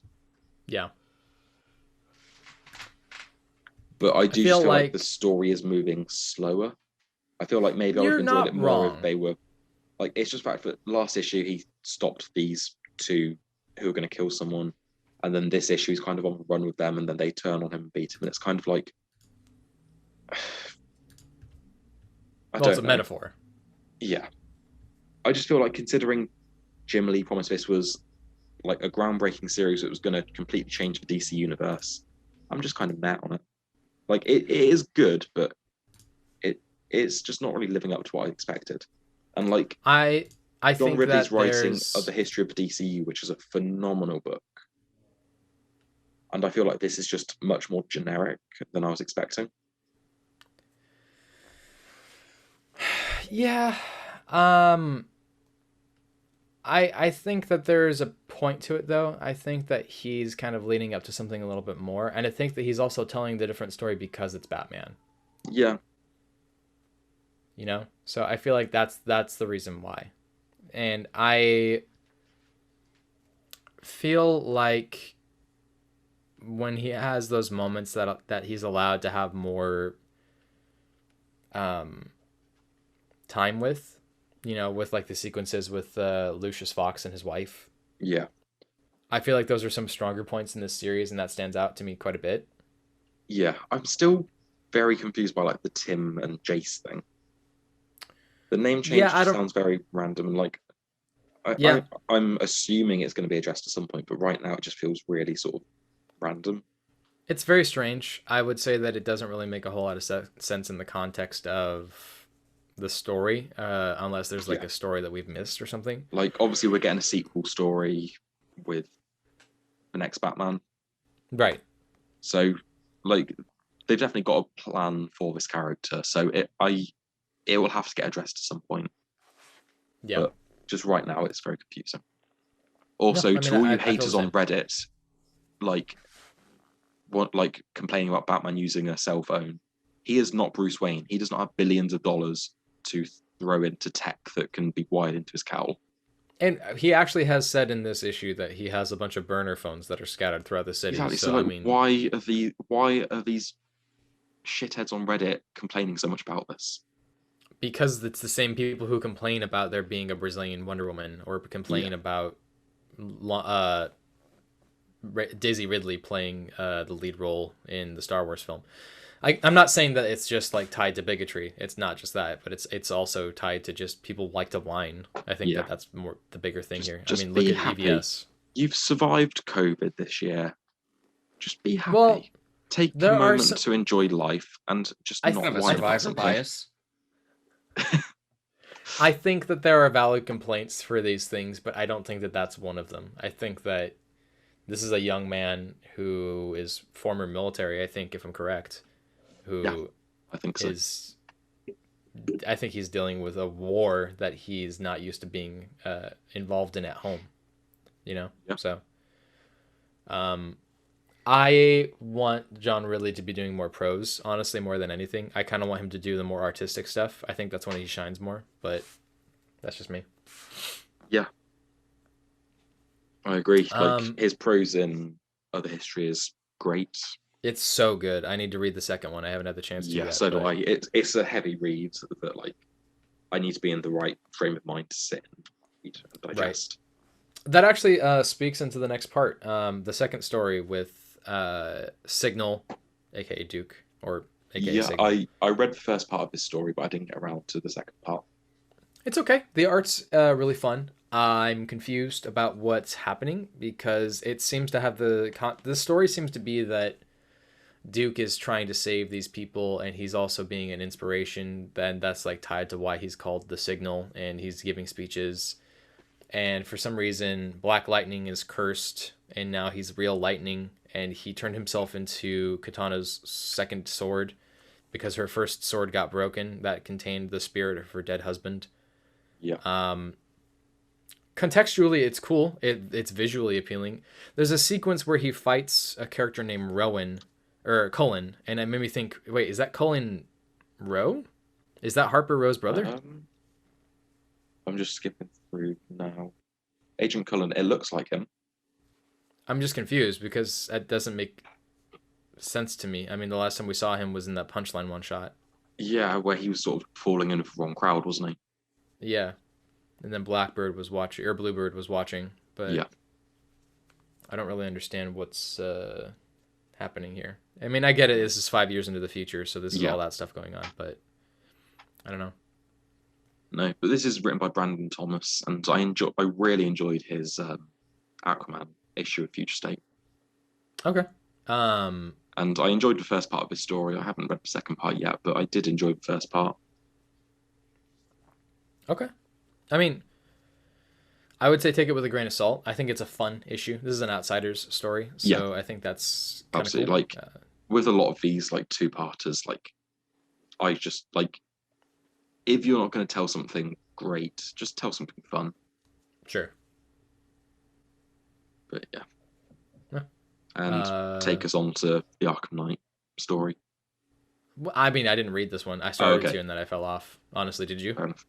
No, I didn't read any of the backups in this issue. Yeah, like I said, I wanted one, to. And it was very generic. Yeah. Yeah, it didn't really do a lot. The artwork's cool. I like the artwork. I can't remember who it is. I'm just looking for it's the same artist who did the first story arc and quite a bit of the story arcs for Detective Comics. Jack Herbert. So I wanted to read this because of Paul Jenkins, but I just didn't really do it. I don't know why. I think because that first issue didn't really captivate me very much. So yeah, I don't know. I guess we can just move on to Swamp Thing then. Yeah, Swamp Thing, written by Ram V, art by Mike Perkins. Mike Perkins. I'm not good with the names today. I woke up from a nap just before we started recording. I'm still half asleep. I forgive you. Listen, you rest those beautiful baby blues. I'm trying, but then I had to come and record this. I should be asleep right now, God damn it.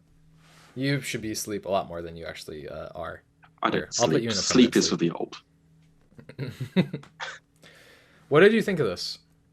I still really enjoyed it. I think it was a step down from, or like most of the issue was a step down from the first issue, but I really like the ending.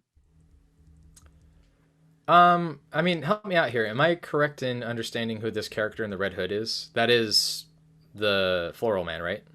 Yeah, Floronic Man.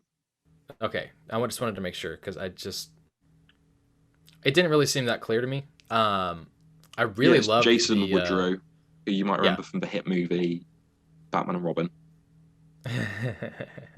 He was killed by Poison Ivy at the beginning. Right. Does this tie into Immortal Wonder Woman at all? No. Actually, yes. Oh, look at that. Did you read Immortal Wonder Woman, Ty? Me, no. Okay. Does this have to do with this Obsidian? Not massively. It's just in Immortal Wonder Woman, he's a tree, and then obviously this ends with him becoming a tree. Oh, that part. Okay. Yeah. Okay. Yeah. So it's not a direct connection, but like. Oh wait, Immortal Wonder Woman. Yeah, I did read that. That was where they had that weird portrayal of Superman where he was old. Yeah. Where you said it was getting you very excited by having Papa Superman. No. Super Daddy was Worlds of War. Yeah. Oh, listen, yeah, he was. Don't talk about that right now. The same thing about... Don't talk about that right now because you're gonna get me all excited and hot bothered. He was chonky in Immortal Wonder Woman. He was even older. Yeah. He was old man Superman. Listen, 50-year-old Super Daddy is completely fine by me. But the thing is, in this story, like the tree he is part of is dead. Mm. And it's not the same tree from Immortal Wonder Woman, but I guess no, it's just but like that Immortal Wonder Woman looks like it's a lot further down the road. Fair enough then. Yeah, Yeah. I really enjoyed this. He had to sacrifice all his children to be able to have the strength to save the world, basically. Hmm. He had to pull all Which of is their energy into himself. And he was like, my children are like parts of me, like my innocence, my doubt, my ambition. And he was like, humans are capable of being more, but like each of you is one part of me, and that is all you will ever be. Hmm. And I thought it was really powerful. I really enjoyed It this. was. It was. I feel like the Mike Perkins art definitely enhanced that. Yeah, I feel like this is the first time I've seen Obsidian since JSA as well. it's been a while. He is Alan Scott's son, correct? Obsidian, yeah. Yeah. Yeah, I think the last time was in that Jeff Johns JSA run. And I don't Yeah, know because anything in outside of that. New 52, Alan Scott was Earth 2, so Yeah. That's that whole thing. yeah. But Yeah, I really that's- enjoyed this two-parter. Ramvy's got a Swamp Thing 12-issue run coming up that I am very excited for after this. I'm very intrigued to see how he's going to do that, especially because he's a writer who has really sort of shot up in popularity at DC the last year or so. Yeah, I And would his agree work with that. is very good. Have you noticed that? Am I correct here? Is his new Swamp Thing story going to be the one where it's a different take? It's not going to be. Yeah, It I isn't? believe it's an Indian host for Swamp Thing. Like continental Indian or like Native American Indian? Continental Indian, Oh, not interesting. Native Okay. American. I think it was Indian. Because I think Ramvy himself is Indian or part Indian. Let's have a little look Okay. see. So they really are. I mean, that's good that they're actually doing real diversity instead of just like one or two random like black characters. Yeah. Yeah, Yeah. the character's name is Levi Kamai. Am I pronounced that Kamai. right? We'll never know. And he's the first Indian lead in a DC comic. But yeah, What did you do? the cover looks cool, grotesque and cool. Okay. I have been a fan of Ramvy's recent work, and his Swamp Thing Future State stuff was great. So I'm hoping this will continue it. Interesting. Okay. Cool. Well, there it is. Did anyone else read anything else this week?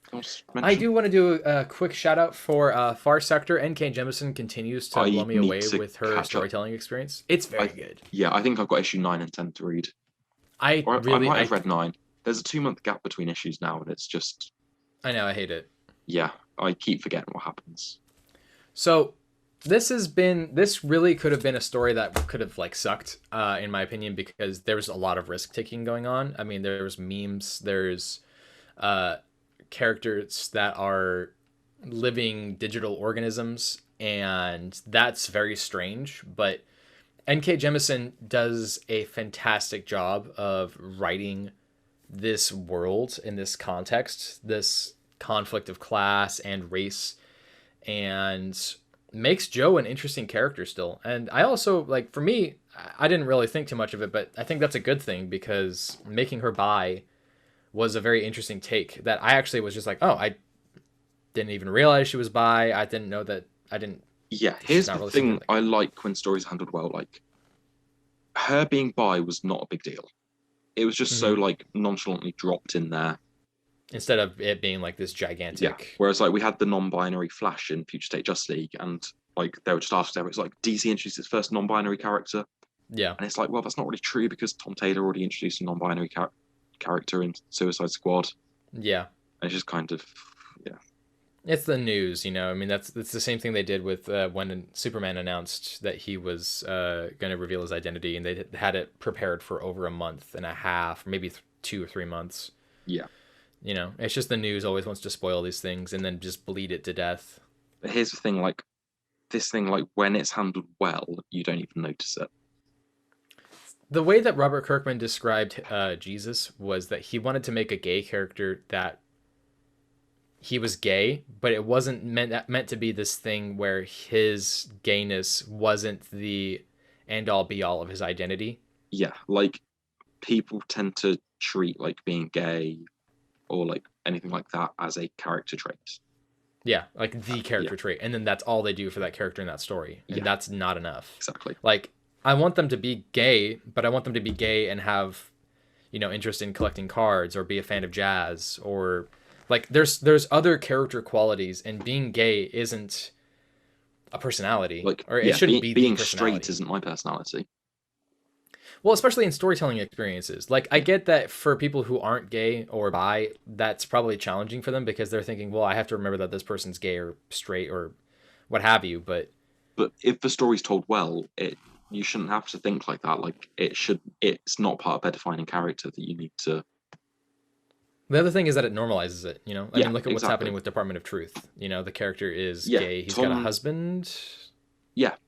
Or a partner, at least. I think it's a husband. Major plot point. Yeah, it's just James Tynan handles this really well, where his character's gay, but like it's not the focus at all. Like, something is killing the children. The main child is gay. In Wind, the main character, the elf, was gay, and like that story addressed something really interesting, where like he's frowned upon because he's magic. People don't care about him being gay, and like, yeah.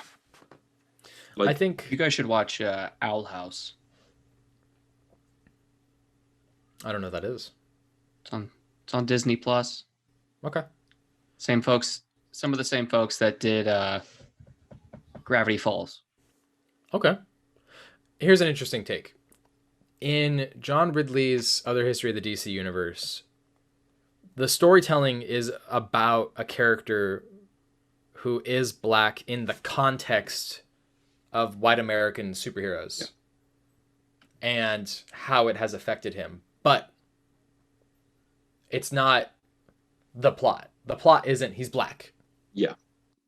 The plot is this character is black, and his blackness is something of a talking point for him because of the context of the world that he grew up in. Yeah. And it's really showing like how a character experiences these kind of social stigmas and stuff like that. Like, his whole character isn't I'm black. It's like I'm a father, I'm raising my kids, like I'm working at school, I'm trying to do my best in this world. Absolutely. And he's a better father to the kids that he's not a father to than his actual son. And he's overly toxic in his masculinity in the way that he tries to raise his family. Yeah. And that's something that's confronted. Yeah. And that's there's a storytelling phenomenal. That's so good. It I think about it all the time. But in this condition with Jo, the way that she's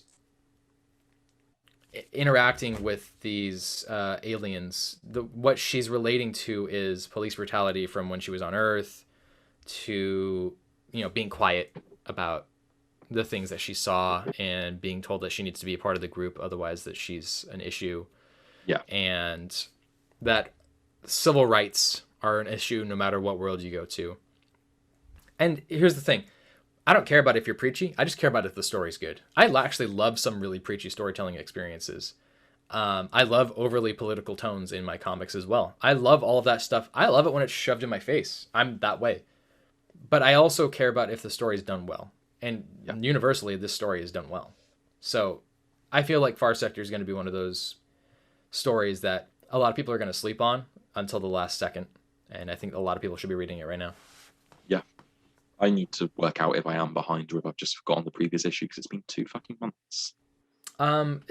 Issue 9, I think, did come out 2 months ago, so I think you're correct. Yeah, because Jamal Campbell's working on Naomi 2 as well. Mm-hmm. He's doing both at the same time, which is like, just finish one and then do the second one. Like, we'll have to wait a lot little of bit detail longer in this for art. Naomi. Yeah. Yeah. But it's like having a 2-month delay, like, it killed my interest in... What book does it kill my interest in? Shazam. And Doomsday Clock. Yeah, no, I mean, there was something else as well that changed to 2 monthly. Which is sort of killed. I know what you're talking about, though. But yeah, it just sort of kills your interest in the books. Yeah. What about you guys? What do you want to shout out? This week we've got the last issue of Hellblazer: Rise and Fall by Tom Taylor. Oh, damn it! I didn't pick that up. Fuck. Yeah, a lot of fun. Like, I've seen a lot of people saying like, "Oh, this isn't my Constantine. Like, it's not dark enough." And it's like, yeah, but it was still like a fun, entertaining story. Like, if you want like a classic Constantine story that like redefines the character, like check out Garth Ennis' stuff. But like, if you just want like an entertaining story with this character, I recommend this. 2 thumbs up. Okay. I mean, I really enjoyed the Tom Taylor in a world where he's allowed to do whatever the fuck he wants. I think is where it's at his strongest. So yeah, and like this is definitely darker than the the Constantine he writes in Deceased, because in Deceased he is very much the Doctor Strange of that universe. Sure. Whereas in this he is more like the Garth Ennis stuff, but like he's kind of in a middle ground. And yeah, I thoroughly enjoyed this story, and I am intending to check out Cy Spurrier's Hellblazer at some point because I've heard very, very good things. I have too. I'm baffled at how like the amount of compliments that I've heard about that series. Yeah, I've heard good stuff about his Dreaming as well, so I intend to check that out. Yeah, I should check that out too. I'll get the trades. Yeah, I need to read Sandman first, so I need to finish that off. Me too. I actually have never read it, so I'll check it's too much stuff to read. I hear you, man. I hear you. What about you, Josh? It was just those 3 this week. That was it. Very just a light week for you. Okay. Yeah. Cool. Shall we wrap up? Sure. Yeah, cool. I don't really have anything else big to shout out. Yeah, that's the show. Next week is also kind of it's a regular week, I would say. I don't think there's anything crazy going on. Yeah, I think it was still a quieter week next week. What have we got? Big things. Rorschach. Obviously, that's going to be the cool one to see. Yeah, got a few Future State books. Justice League. Got that Justice League, yeah. Oh, we got Radiant Black #1 by Kyle Higgins. Are we all checking that out? Yeah, I'll check it out. Yes. Yeah, why not? Yeah, cool. That'll be the big headline of this next episode then. I mean, there's also going to be me shitting all over the next Future State issue, which is going to be hell and a handbasket for me. Wait, what Future State issue? Green Lantern. Green Lantern, yeah. Ooh! Black Hammer Visions. We've also got Origin #4 that me and Josh are reading. Okay. Birthright Patton finally comes Oswalt, back. guys. Is this the last issue of Birthright yet, or is it still going? No, it's actually going to go a few more issues. New I think story they're arc. 50. Yeah. I thought it was going to go to 48, but I think it's going to 50. Might have got extended. Yeah. Oh, okay. Weird. I think I was wrong about the 48. Other people have said 50. Yeah. So, 48's in my head as well, so I think originally it might have been supposed to end then, and then plans changed, I think I'm probably working with like old information. We also have Wolverine Black White Blood. Yeah, right. I might check that out. This has an issue written by John Ridley, I think. A story written by John Ridley. Really? Yeah, John Ridley and Donny Cates. Okay, I'll Ridley, check it out. Fornes, Cates. Yep, art by Jorge Fornes. Okay, I'll check it out. Coello. I'll check it out. Okay. Yeah, Fornes is doing the cover art too. Ooh. It's very pretty. Okay, listen, Cosmic I can only get so erect. Ghost Rider. There's a tie-in. Run in with Cosmic Ghost Rider. Stop, I can only get so erect. Stop, I can only get so erect. All right, well, that's our show. Thank you for listening. Thank you for watching. To continue supporting us, please give us a like, give us a follow, and most importantly, give us $1. We're going to be setting up a Patreon soon, so you can start giving us your money. Please give us your money, because that's what we need. All hail. We will continue to cult. Subreddit now. Yeah, we've got a subreddit. We do have a subreddit now. Yeah. We also have a YouTube channel. You can check us out on there as well. I do recommend checking out our WandaVision episodes that we've been doing lately. We are also going to be doing our Last God episode that we have talked about before as well. This episode ran a little long. It's a little bit over 2 hours now, so it depends on what happens with that. But you can follow us on Spotify, Stitcher, Breaker, Google Podcasts, Apple Podcasts, all the podcast stuff. Once again, thank you very much for following. Give us a like, give us a follow, and give us $1. Spread the word. If there's something that you want to hear or something you want us to talk about as well, leave something in the comments in our subreddit. You can leave it in our YouTube channel, because we are paying attention to those. That's all we're paying attention to these days. It's COVID. What else are we doing? Yeah. Just sat staring at screens waiting for comments. All the time. That's just sitting there, refresh. I'm on the Yeah. toilet, just waiting for something to happen. My phone beeps and I'll like dive to catch it and Run towards it. yeah. It's like someone's talking to me. Shit. Oh my god, a person. Friend. I'm so lonely. Friend. Friend. I And love that variant you just sent. That is brilliant.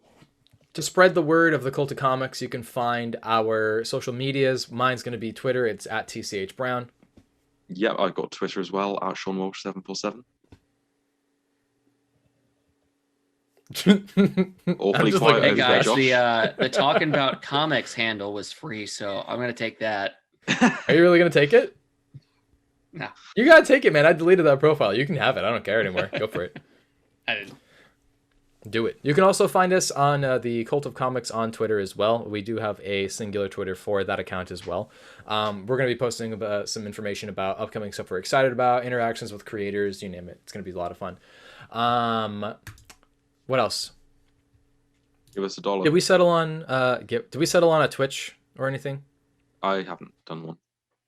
No. But if you want to look into it. I think that's something that we can look into for the future. It'll be fun to have people like on stream with us, I think. Especially if we do. Tell you what, it might be fun to do. Something we can look into is setting up a Twitch and then doing a stream for the Justice League movie and just getting fucking schmammered.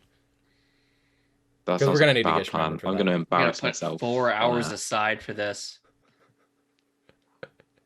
Just leave a little piss jar on the side. I'm for going to us. have to put more time aside because I'm going to pre-drink before the movie because I'm not going into that sober. I don't blame you. All right.